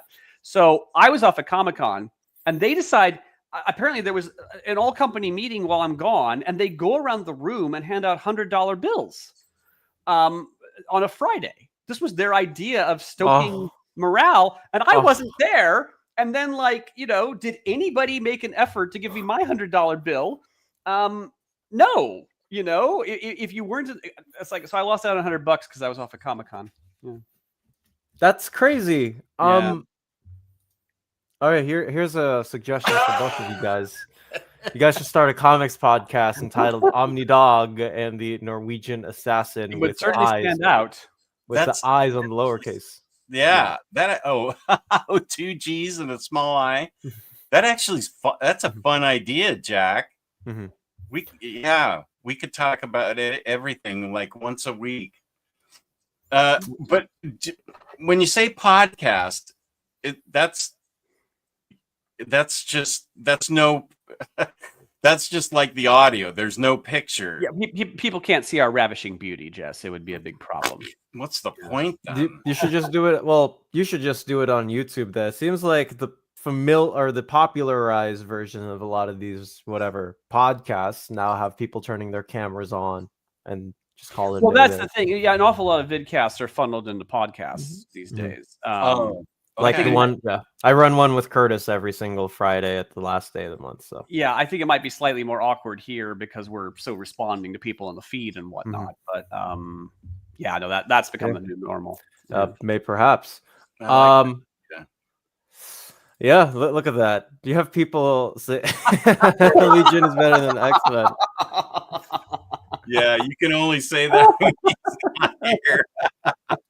He busts on Feral Lad all the time. But the thing is, I do love, you're you don't have to be as monogamous as all that. I do love X-Men as well. I love Teen Titans. I love, I've got quite a few teams. Indeed. Well, again, it's a little weird being a Legion fan, just because, again, there's long periods where it's not being published or it's not on the radar, or, whereas X-Men is. It's always there. They will always be there, no matter what happens. Yeah, you can say you're an X-Men fan, and people kind of appreciate that, know what you're talking about. You say you're a Legion fan, they look at you like you sprouted 3 heads. That's true. What will we get Dark Crisis in an omnibus format? Any ideas? I would say just keep on the lookout, but I will say that I do find it interesting that they decided to print Night Terrors out first in omnibus format before Dark Crisis on Infinite Earths. So, well, it may not be helping. I mean, I'm sure it will come out at some point. I don't perceive that Dark Crisis was all that well received.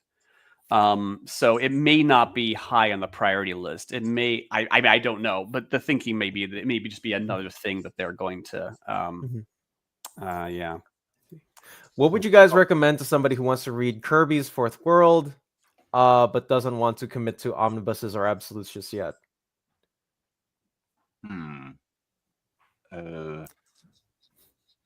I think the problem is Big Card Guy. I mean, those are pretty much the only 2 formats that Kirby's Fourth World is available right now. Lars, do you have any suggestions? Okay, so I ran, because I was responding to someone in the feed. I ran out of skip. What would you recommend? Okay.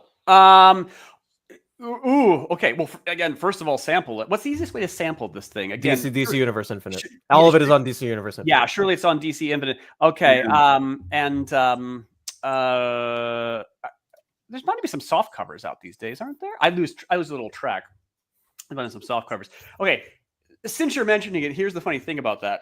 Jack Kirby's Fourth World Omnibus is one of those things that the omnibus comes out, and you think to yourself, for some people, you're like, man, we have arrived at the promised land.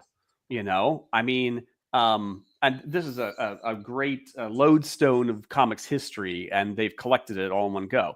Unfortunately, it is one of those things that's so big and so massive as to be, you know, kind of like desperately unfriendly to read. And so a friend of mine, he actually felt the compelling need. This is why I say sample it.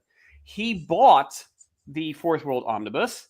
He actually bought a reading stand on which he could read the puppy. Because he's like, I'm not going to be able to read this thing on my, just in my bare hand. Like, yeah, he has to put it on this reading stand. And he discovers that it just kind of isn't for him, you know? Oh, wow. Yeah, after all that effort and all that money. So, surely there's some soft covers out still. They're not readily available in print. Yeah, those things they might not be. Okay. were out of print like as of 2015. DC Infinite Kindle. Yeah, I would sample them that way and make sure. Fourth World is also a bit of an odd duck because there's so many properties competing in there. I mean, you may discover that you really like one run and you're not as fond of the other run. So, yeah, I guess DC Infinite. Yeah, you can see if the soft covers are available, but I have no idea if they are or not. Yeah. Okay. Wait. Before we move on, someone was saying, "Oh, Lars, you say you're such a Legion fan, but behind you is." You're surrounded by X-Men. Well, you see, I keep this in the bedroom. Oh, there we go. Near and dear to your heart. It is a custom-made poster of Legion 60. Perhaps I'm the only person to actually own a copy, because who else wants it, really? This is what's in the boudoir. Wow, the bourgeoisie. Thanks for letting us in. Yes. That is crazy. Show you all my intimates. Yes.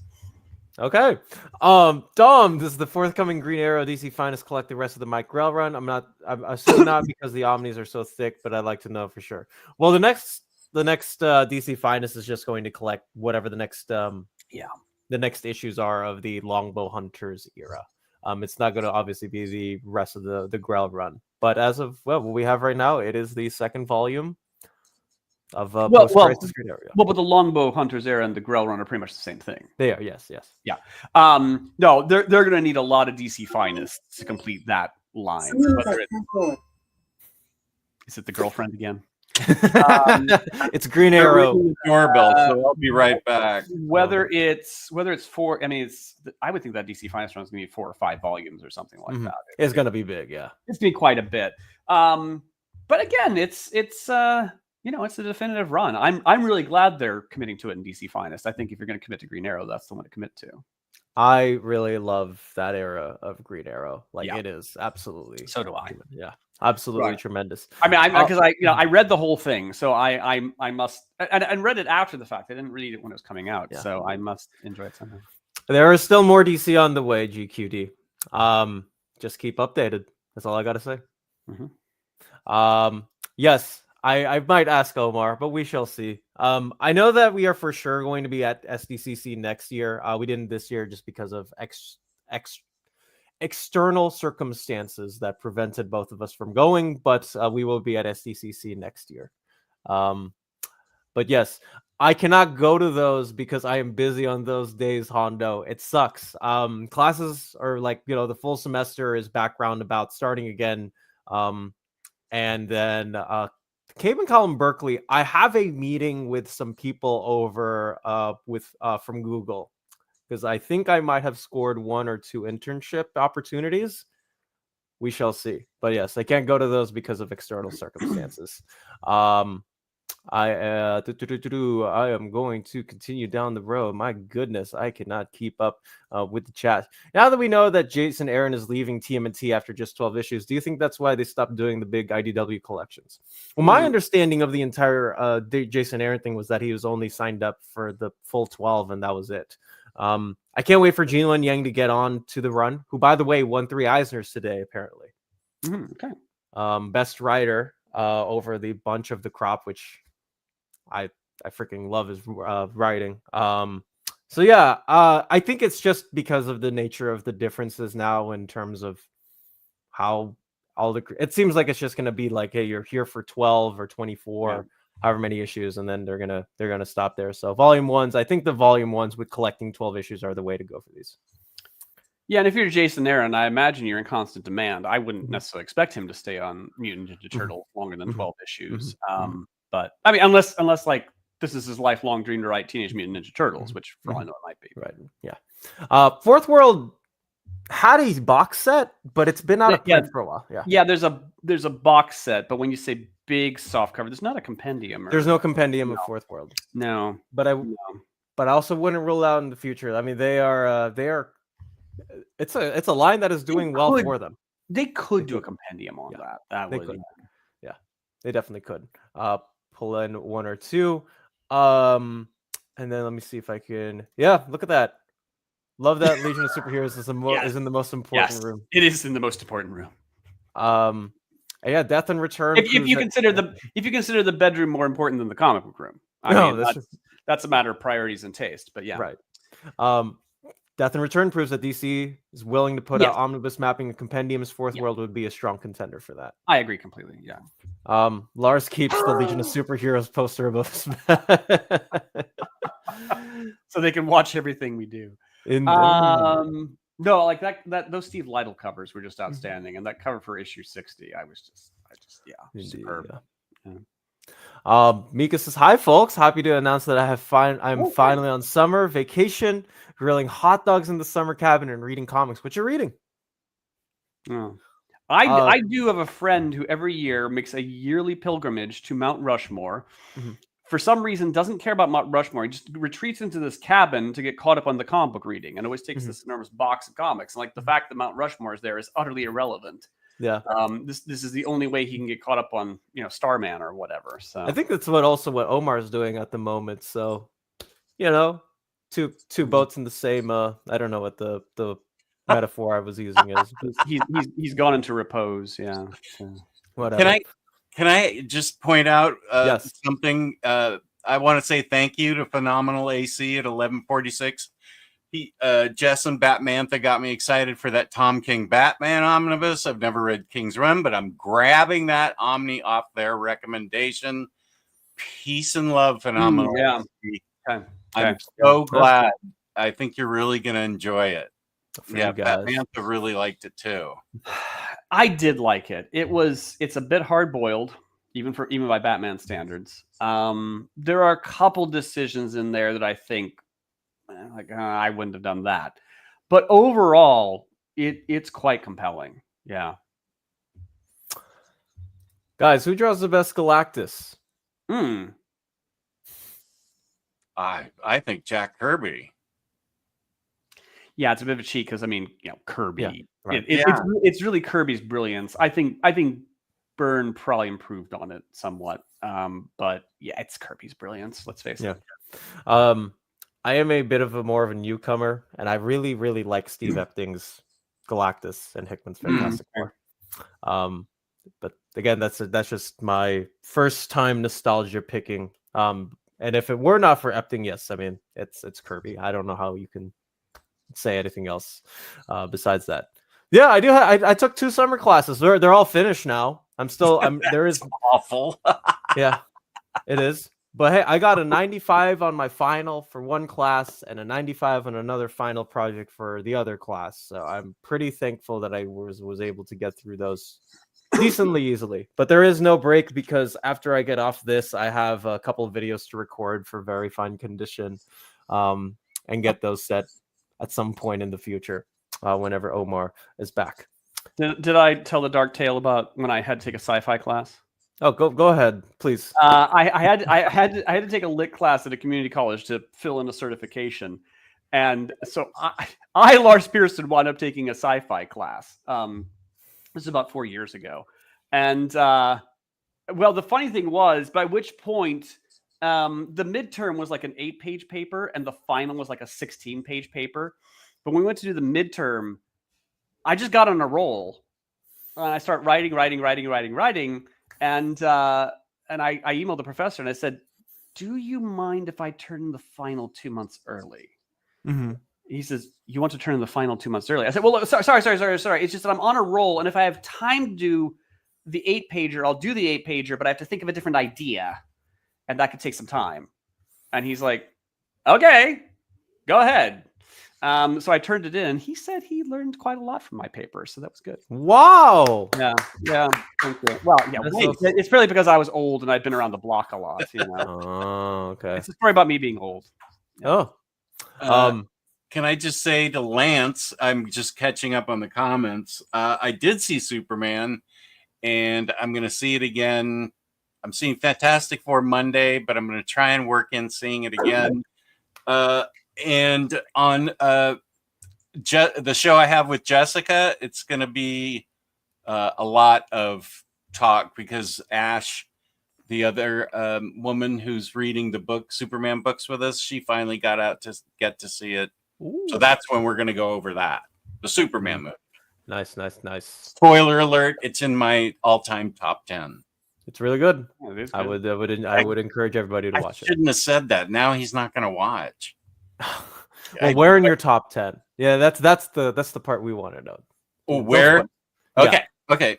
See. Good. Thank There you. we You corrected Mhm. that. Dom, will DC be releasing a Man of Steel by John Byrne omnibus? They're releasing a lot of omnibuses. I would have to think that it showing up as number 2 on the DC polling list would help to. I mean, they shouldn't need much encouragement No. to do it. I would imagine it's going to be coming sooner rather than later, but who knows? They have a lot of really cool omnibuses that are going to be coming out for the next 2.5 years. So That's please awesome. please keep an eye out for all of the books that will come out soon. That is so awesome. Once Upon a Time, The End of the World by Jason Aaron. Is it worth the pre-order? Yes. I have not read it. I read the first issue. I really liked it. I haven't read the rest, but to the first issue, I mean, I enjoyed it. So I would say I yes. read the first trade, and then Freddie told me it was getting a deluxe, and I said, okay, I'm not reading anymore. But I'm getting that. Yeah, it's good, really good. He's getting that. To Dom and Jess, what covers would you like framed? Actually, I have one framed. Jess, if you could answer the question. Hold on, I'm gonna get something. I have a lot. Okay, covers. All the Bombshell New 52 issues I have framed all around here. What issue? What covers?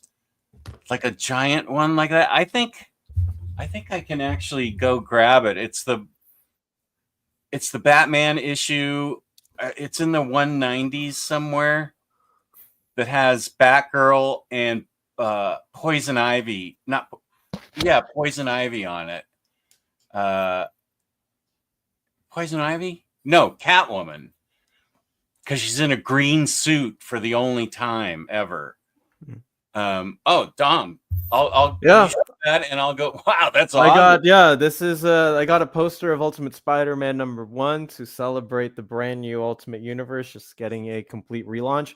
I had all of the other posters done by Mark Brooks, who did the connecting covers for all of the main Krakoa, I don't know, event books, if you even want to call them that, or like the big books like House of X. He had a connecting cover there that I got a poster of. He had one for Ten of Swords that I also got the poster of. Also Inferno. So I have those just like lying around. They're no longer framed because I had the Ultimate Spider-Man poster replace them. I probably should update this because I kind of want to go back to DC, but it is what it is, I suppose. This is what I would have. That's the only time Catwoman's been in a green suit. It might be time to get it, Jess. Find a high scan, put it up all in. Okay. You help me figure that out because I don't know what you just said. It sounds good though. May perhaps. So 97. So any cover where Batman's the sub, I got it. Okay. Yeah. He's been knocked He out. said it, not me. Yeah, what are you doing?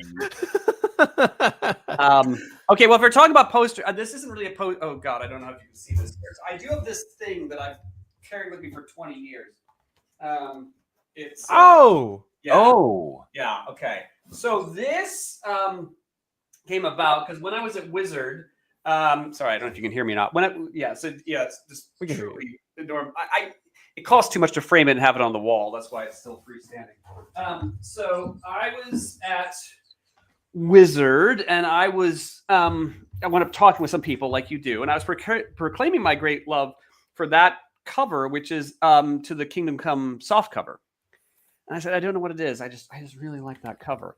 And one of the people there worked for a graphics design company, and he just be incredibly nice.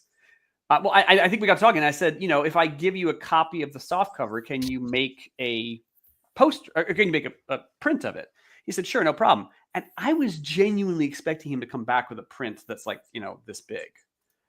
And then he shows up with this enormous puppy.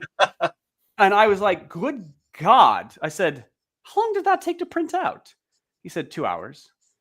I said, okay, well, that's extraordinarily generous of you.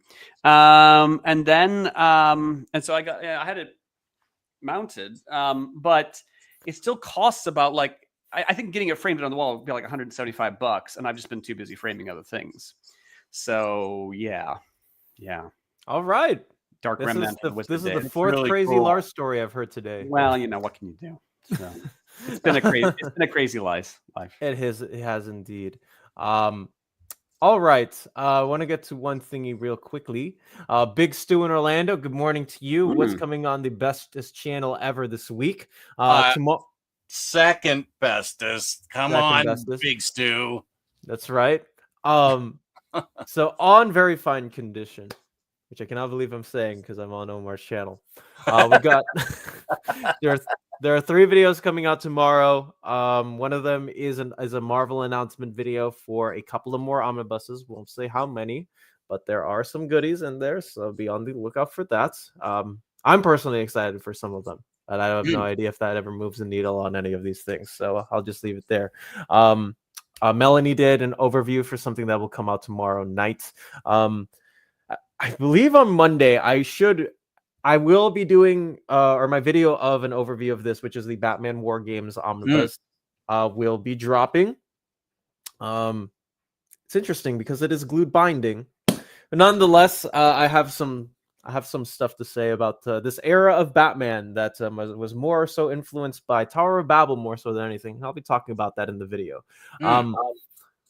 Assuming that we get all the solicits in, Taylor, Joe Loves Comics, and I will be doing the independent comic book stream at some point on Tuesday, if not the next Tuesday.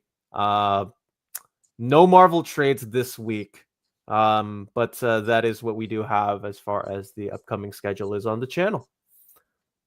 Nice.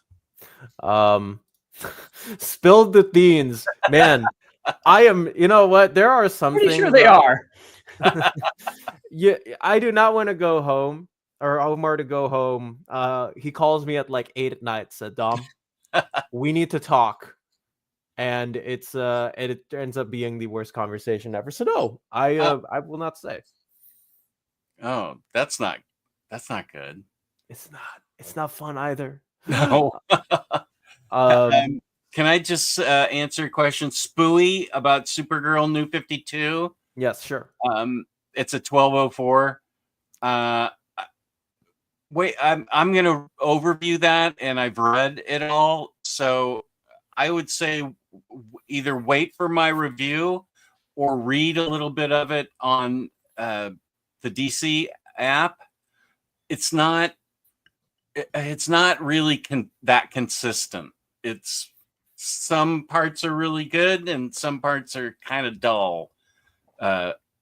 Just to let you know. But I'm going to be doing an overview review of it as soon as I get it. As soon as he gets it. There you go. Want to get to one thing real quick, and then we can go to the super chats. MV Maps. Any updates on the Astro City Opus Edition? Not as of yet, no. Seems like it is still being produced. We have not gotten anything new on it as far as anything else is concerned. No, although it is quite awesome that it's all out in Metro books. But the Metro books are the entire run of Astro City minus like one issue or something. Yeah, it's kind of extraordinary, really. It is. So yeah, if you want to make it easy access, that would be the way to go. I don't know what's happened to the Opus Edition, but yeah. Jess, Saturday. Thank you for the question, Brian 12ish. Yeah, there is going to be Batter Days, but it's going to be at 6 p.m. Eastern Standard Time. It's the collected edition Batter Days with Dom and Webhead from comicreleases.com. Dom, you have like 9 different affiliations. I know. Various YouTube channels. Oh, I know.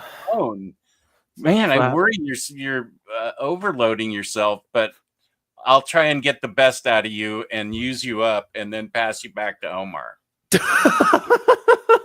Shell of a man. I can't take it anymore. Well, it's a plan. It's a plan. It is. Dom, I think you missed a super chat. I did. Oh, there we are. I was getting around to it. Even though I'm a little in fear of this question, but we're going to tackle it. Best 2 stories for each of the 3 main flashes. Who wants to go first? I actually have I have some thoughts on this. Go, please air your thoughts. I have not read that much Wally. I know that everybody's that's over that's a certain age. Wally's their Flash. Peace and love. I get it, but I just haven't been able to read a whole lot of it. So I'll just say the best Jay Garrick and Barry is the Silver Age book where the whole thing started with Earth 2, Flash 123. That's a fun story and a historic cover. That would be a good cover to have blown up and framed. I agree. That is such a historic cover. But I could, yeah, and that's where all the Earth 2 stuff happens and how they all start bringing back the Golden Age characters. So I recommend Flash 123. Okay, so there you go from Jess. I'm going to cheat a little bit for the J and the Wally bits, because for Wally, I still think Born to Run is one of the best origin stories ever told for any single character. For anybody who hasn't read it, it is one of Mark Waid's best tales that he has ever told. It's succinct. It gets you straight to the points, and you understand why all of these heroes want to be, why Wally wants to do whatever he does. But I'm going to use the second of my favorite story for Flash, which is Terminal Velocity, which also includes Jay Garrick. And I do think it's both a really good Wally West story and a Jay Garrick story. And I do think it is that excellent to where I need to put it, on both of those lists. I want to. There's just like a lot of Jay Garrick stuff I like in JSA. I'm gonna cheat and say like the bits that I have read of him in John's JSA. Even though he doesn't really have like a standout arc in there, I will say that is my favorite because that's just how I've experienced Jay and I think his best format. For Barry, a weird two unconventional picks. Speed Metal by Joshua Williamson, which is a tie into Dark Knight's Death Metal, and Death of the Dastardly Rogues by Jeff Johns and Francis Manapul. I've read that. That is a good story. So there are my picks, John. Hopefully you concur. What do you think, Lars? My relationship with Flash is a little weird. I am well because I grew up and because of the moral panic and everything else about comics, I had to sneak comics around at the time, and I didn't have much money to buy them. So Flash was always one of those titles that I would read on the shelf and then have to leave there because I could only buy so many. So I weirdly recall the Trial of the Flash storyline, but that's pure nostalgia. Right. But at the time, it was like, oh, okay, this is interesting. Flash on trial and so on. And then it was interesting because like they made this, they canceled the Flash, of course. I think it's issue 350, and suddenly it comes to an end. And then out comes Crisis number 8, at which point all I had to do was look at the cover and it said the final fate of the Flash. And with virtue of no spoilers, I was like, oh, Barry's toast. They've ended his book, and now, but for me, but Wally is my Flash. I think Wally is continually fun and engaging compared to Barry. Barry is a bit of a Boy Scout. I'm having trouble naming specific stories. here's the thing: Jay Garrick, for me, is one of the most comforting presences in comicdom ever. Completely agree. Jay is just such an upstanding individual. And again, I have the connection because, I was born late. My father was in World War II, and so to have a World War II vet like Jay, who is such a good person, every issue he's in, I find it comforting. I'm not sure I can immediately name for you a Jay story that's outstanding, because like the Golden Age by James Robinson and Paul Smith, is one of the best comics ever, I think. Jay doesn't Mhm. play a huge part in that, so I don't know, for me, Jay's value is just being around and being a good person more than any individual story. It has been quite fun of late where he's been given a daughter who was, written out of the timeline for a while and is now suddenly back. And that's been quite interesting, because you just think Jay and Joan would have been good parents. Yeah. They would have been really, really good parents. So, I'm struggling with individual stories, but I just love Jay Garrick. In Starman, the Shade, is giving some analysis, and he's like, Barry Allen was a Boy Scout, but Jay had such wit and charm about him, and it's like, yeah, that's probably true. Love Jay Garrick, love Wally West. Kind of agnostic on Barry Allen, but I'm having trouble naming individual stories. I think we just look at it like, the long runs, whether it's from Mike Barron, Willem Mr. Loebs, Mark Waid, Jeff Johns, even people like Robert Kanigher, or if it was drawn by Carmine Infantino. Like, I think people, more fondly remember the creators who were on those titles more so than the individual stories. Maybe that's just because of how the character is conceived.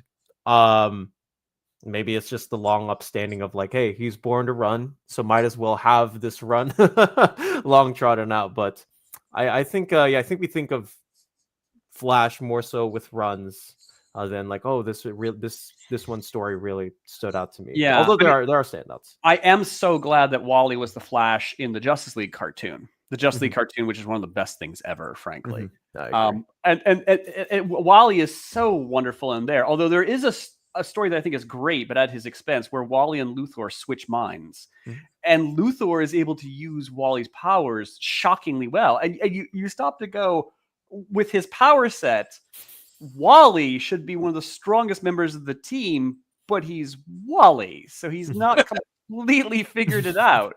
But I think Wally's completely delightful. I would love it if Wally was the main Flash, frankly. And he's been back. I mean, I hope we get a Jeremy Adams omnibus at sometime soon. Believe I don't know if you guys heard it or not, but Mark Waid is temporarily back on the title, at least for the DCKO event. The what title? Oh, Flash. Yeah, Waid is back on, or co-writing Flash with Chris for the what event? For DCKO. That's the event name. KO. Yeah, it's like a boxing tournament. Yeah. Style, yeah. I didn't know there was an event. Yeah, no, I've heard, again, it's going to be a contest of champions sort of affair where they just kind of, punch each other a lot. I'm hoping it'll be good, but if it's just like a bunch of them punching each other to see who's the best puncher, I'm like, I don't know. What Justice League? What's the name of the movie that you said Wally's in the Justice League? The Justice League cartoon. He's the Flash in the Justice League cartoon. Is that Justice League Unlimited? Or yeah. Sorry. Yeah, both. It later became. It starts out just Justice League, and then it becomes Justice League Unlimited. Yeah. Okay. Yeah. Thank you. Indeed. DC has at least formally, there is no DC Detective Comics Omnibus Volume 2 as of right now. But that being said, never rule out anything for the future. Yeah, I love Impulse too. Go ahead, Joe. Sorry. I'm sorry. It's good to see Rodimus Prime Rib in the chat. He's currently waiting for a new heart and watching us in the hospital. That's awesome. Hope you're doing well, Rodimus. Yeah. Yes, indeed. Who doesn't love Bart? I love Bartholomew Allen II. He is a if Jay Garrick is the comforter, Bart is the type of energy you just need to have in a room 24/7. I don't care where he is where he's at. Whether it's Young Justice, Teen Titans, or if it's just him joining a random mission. He lights up every single one of my worlds. Let me see. I cannot. Oh yeah. Thank you, Jaggernaut, for listening to us ramble about the DC Omnibus. Hopefully you picked out 4 or 5 or 10 or 150. Well, panel of experts might be pushing it. I'm sorry you got stuck with us, but you know what to do. Panel of people. Mm. Jess, next week, right? Sorry. David, thank you for asking. Let me check. It's going to be in August. August 16th. I know that that's a long way away, but I kind of told her that I'd wait to discuss it with her, and that's the only day she can do it in August on that Saturday. So I apologize, but I kind of want to just save it for her and Ash because I said I'd do that. So that's when I'll do it. If people are still, I hope people are still interested in talking about it. I think they will be. Indeed. No Man of Steel by John Byrne Omnibus, but we're getting Catwoman New 52 in Omnibus format. Heard wasn't the best, but not ready yet myself. Actually, this opinion will definitely die out on either on this channel or whatever channel I decide to speak it on. I really do think the Anna Senti run is quite good. The Anna Senti bits when she takes over the book from Judd Winnick, who writes the first 2 arcs or so of the title. When she takes over on the Death of the Family tie-ins, I actually found it to be quite remarkably good. It's not the best Catwoman I've read, but I do think that Nascenti's vibes over from what she brought on Daredevil and what she brought on Selena was done well. And I think the Valentine written issues are good too. When Selena inherits the title of mob boss of Gotham City, those were really interesting. Yeah. You just talked to me into getting this. Because I do remember. How dare you? I do remember those Nascenti issues fondly, and I think Judd Winnick's a good writer. But I can't remember.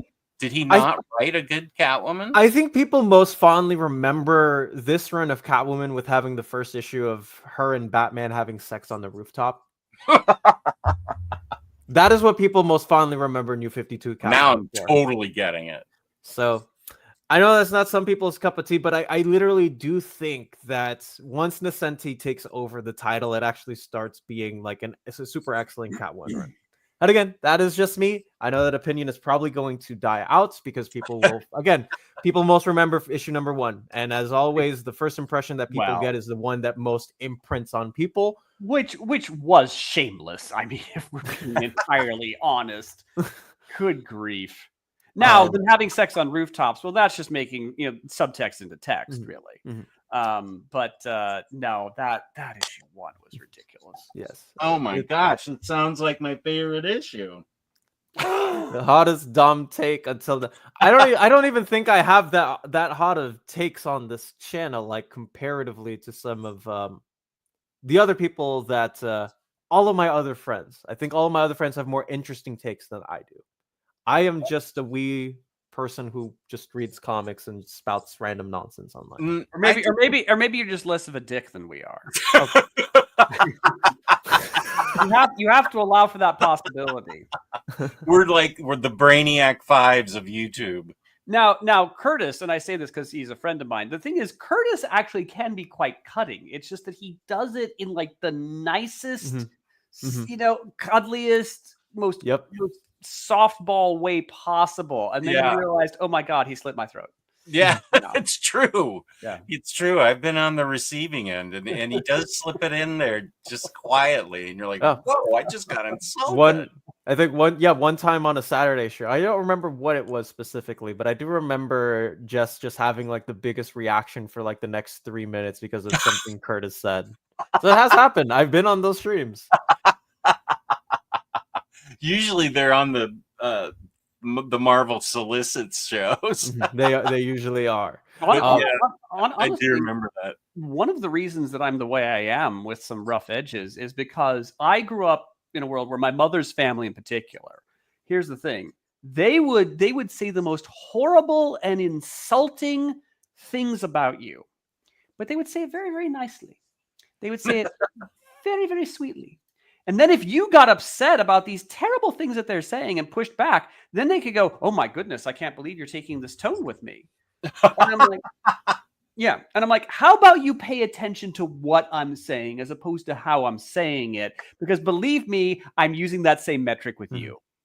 And it's just ridiculous. I just do not have time for people who are like, I mean, they will be, you stop and think about what they're saying. They're being horrible, but trying to yet have this polite veneer about it.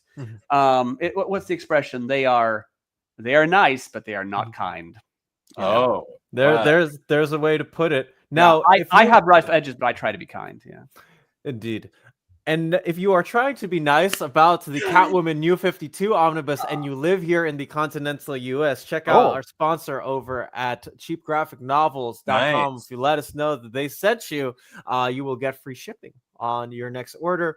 Excellent shipping, excellent customer service, and everything else you could think with the bits. That is Cheap Graphic Novels.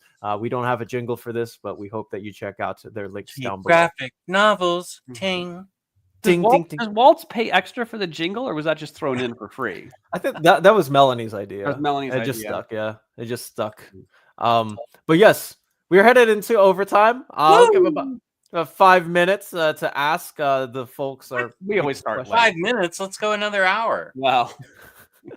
I don't want to kill all your guys' time. I have a shocking amount to do. Have you guys read Wonder Woman Earth 1? Yeah. With the art by Yannick Paquette. Comics didn't dig it. I really enjoyed it. I thought it was well done, but different people have different opinions. That's actually kind of the cool thing, is that we can talk about different opinions rationally and calmly. Because I really liked it. I did enjoy it. I think because of its presentation as kind of one-off graphic novels, it stuck in my mind less than, Morrison has some longer and more definitive runs. I mean, X-Men, Batman, Invisibles, Doom Patrol, all this sort of thing. And then it's like, but the Wonder Woman ones, being more standard, just kind of scattershot. Right. 3 graphic novels all spanned at different years. And I noticed there's anything wrong with them. It was one of those things where, like, I did read them and I recall enjoying them. They didn't cement in the mind too much. So, yeah,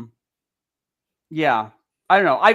I found it perfectly readable, but I think I was treating it as more disposable than some of the other things I read. Right. Yeah, I think it's because it is in a completely set off different continuity than the ones that, if it were regular Wonder Woman, I think I probably would have had a little bit more problems with it. But because it was just in its own world, it's Grant's take on the golden age aspects of the character and how they see fit, I didn't have a problem with it much at all, comparatively, I think, to some other people. That's my take on it. The golden age, and the golden age stuff rapidly gets complicated because you have to remember the social political context in which it was made. I think I'm right in saying, a lot of people look at Wonder Woman from that era being put in chains as demeaning her, diminishing her, weakening her. And yet it's actually the opposite.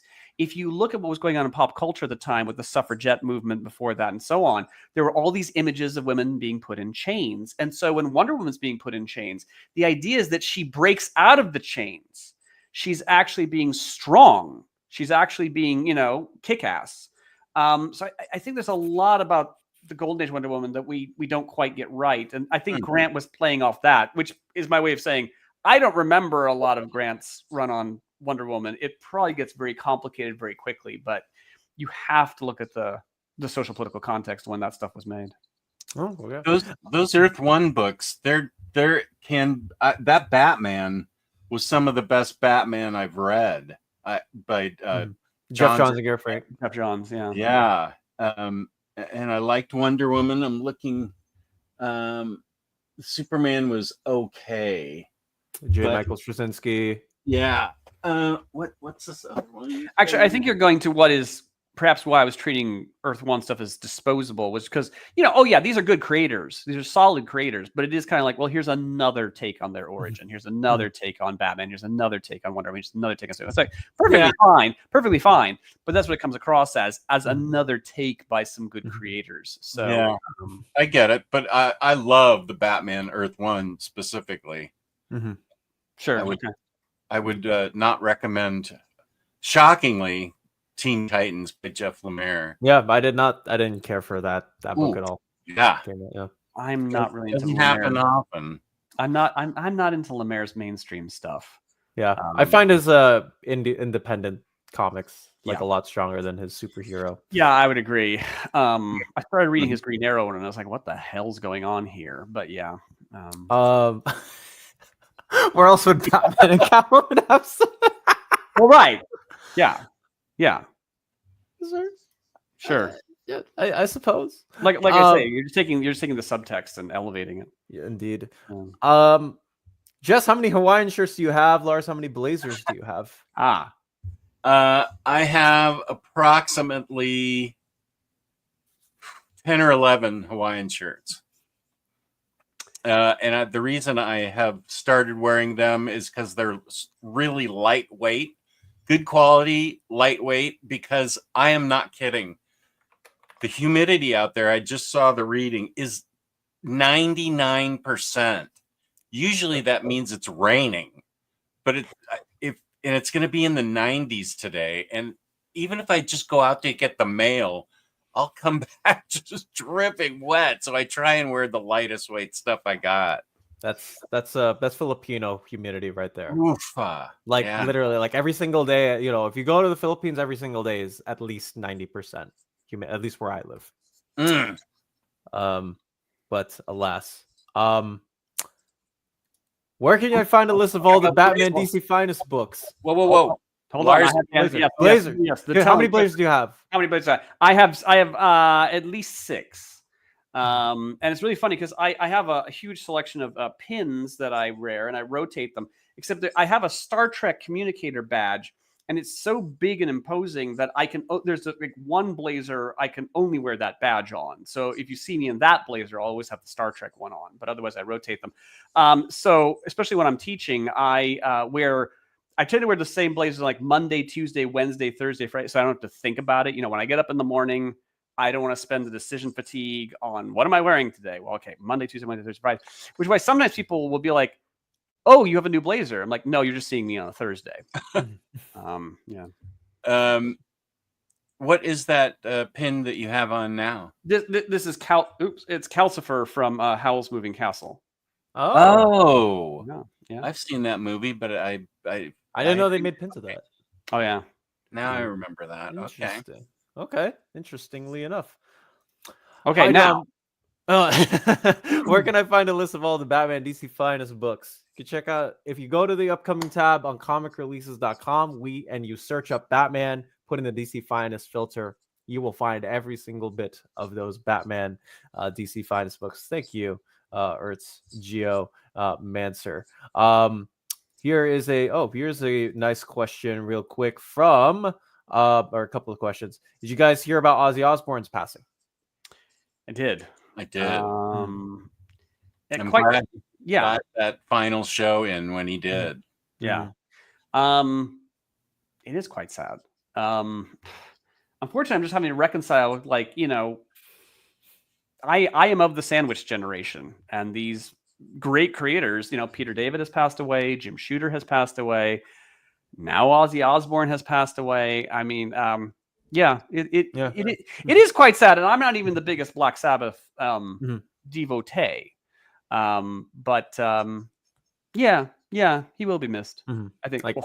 Frankly, I was a bit more devastated when Meatloaf went. Meatloaf and Jim Steinman for me. That was really knife in the heart. But it is quite sad. Yeah. What's the sandwich generation? Oh, the sandwich generation is when you're kind of like about middle aged, and not me personally, but you have to simultaneously take care of your children and your parents. Oh, Okay. You have the responsibility for taking care of the generations before and after you. got it. That's the sandwich generation. Yeah. Oh, okay. I learned a new term today. Yeah. I thought it was the generation that was raised on sandwiches. So Yeah. My sister is older than me. She's just starting to exit the sandwich generation, but like, you know, she has to both worry about our mother and her grandchildren all at the same time. So, well, I'm a member of the frosty generation. really? Yeah. Mhm. I just started that. Indeed. Two more, and then I think we can call it one. Isn't that, yes, Wonder Woman Earth 1 is by Grant Morrison. I haven't read it, but I'm looking forward to it. What I would actually recommend, Carson, do not buy the compact edition, because some of the panels there are not specifically made for that tiny bite size. Some of them are big spread pages with the craziest and different, unique paneling that you wouldn't otherwise get in a comic.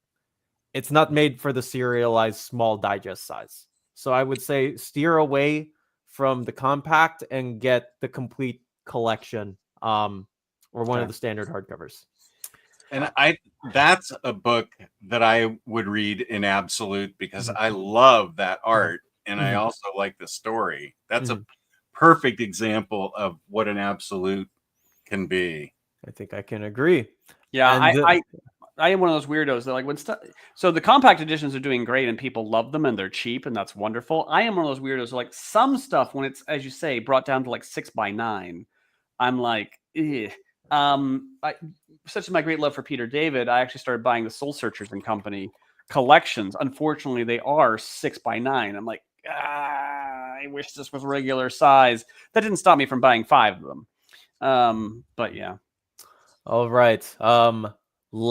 Actually, another quick one. Would you guys rather have this person buy Animal Man by Grant Morrison or Chip Zdarsky's Daredevil? Omni 1. Omni 1. I haven't got to Zdarsky's Daredevil. So I love both, man, but I can only say man. If we're talking about the Grant Morrison run on Animal Man, then I would vote for Animal Man, because as good as Zdarsky is on Daredevil, there is something truly weird and unsettling about Grant Morrison's run on Animal Man. I mean, it is, in a way, it's not for the mainstream masses. In a way, it is a bit for us hardcore nerds. But no, I think Grant Morrison Animal Man should be experienced at least once, whether you love it or hate it. I completely agree with that. Whereas, yeah, Zdarsky's good, but it's not as high up the historical food chain as Animal Man. Animal Man, it's a life changer, and it made me look at comics differently when I read it back in 2018. Like it's something that will change your life. Exactly, and there is kind of like Grant Morrison, Animal Man, and all of that, because now they, of course, just yesterday, Dom, you announced that they're doing an Animal Man compendium of the stuff that comes after Morrison, and I'm like, I mean, it's good. There's nothing wrong with it, but like, I'm not actually so in love with Animal Man. Right. I just love Grant Morrison. Yeah, it was that particular creator at that particular time on that particular character, and he does really good. But I'm like, do I need that compendium? I'm not sure. I agree with what Dom says about life changing, in the way that it made me look at comics in a way that I had not looked at them before. It was kind of I don't want to play up dramatically the book and create unrealistic expectations, but it definitely made me look at comics much differently. And it was the same with his Doom Patrol. I was like, wow, this is really an interesting take on these characters, and had him do stuff that hadn't been done before. So yeah, Animal Man. Well, and the other thing I hate to say is that Animal Man is a tough sell in his own title. I mean, when he showed up in other stuff, I quite enjoy him, but like, that you have to commit to reading a title called Animal Man. Right. It's not for me an instant win. You have to bring something else, and Grant certainly brought something else. Yeah. Now again, I think Peter Milligan does some issues after that, and I quite enjoyed those. The stuff after that is quite enjoyable, but it's not Grant Morrison.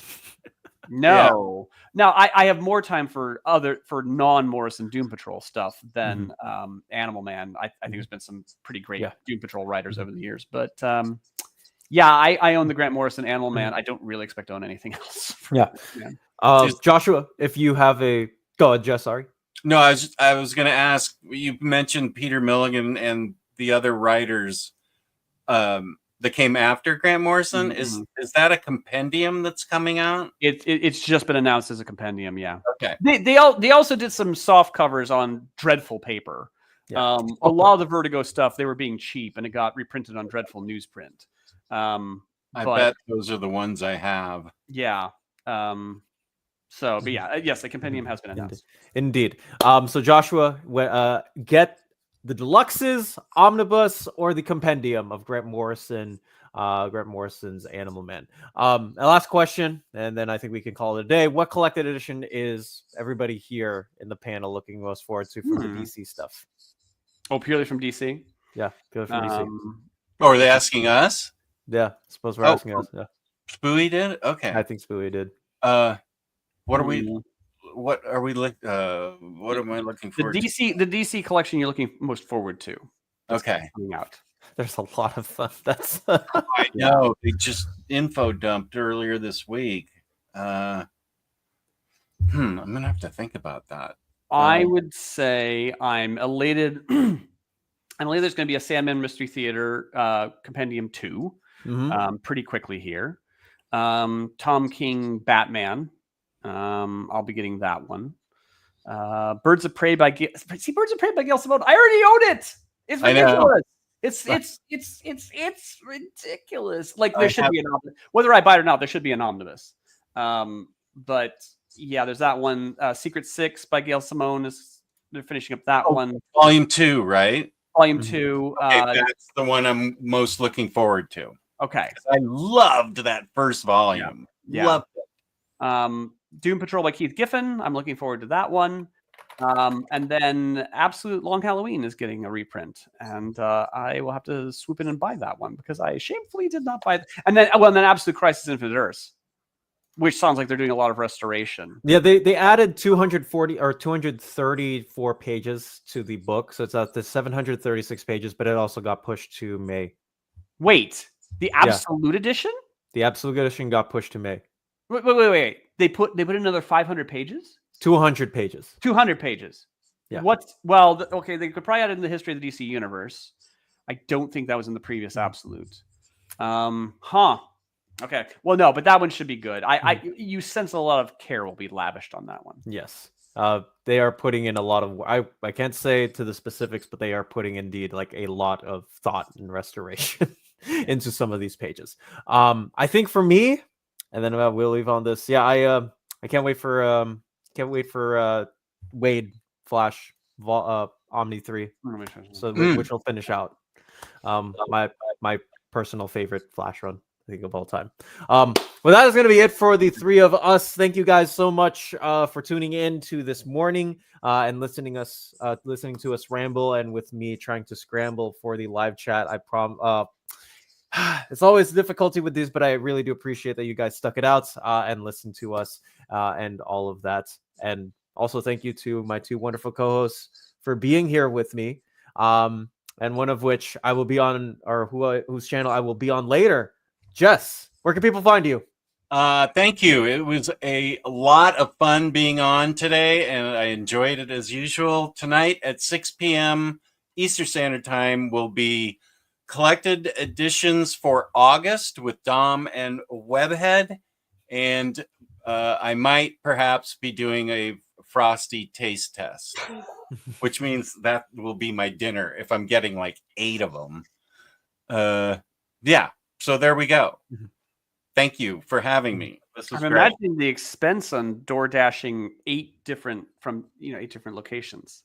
Well, no, you can just go to it's Wendy's. You just go to Wendy's. Just Wendy's. Okay. Yeah, they have what they call there's the syrup new ones with special syrup in them, and then there's the ones where they crumble stuff up into it and mix it in. So there's like mix-ins and syrup ones.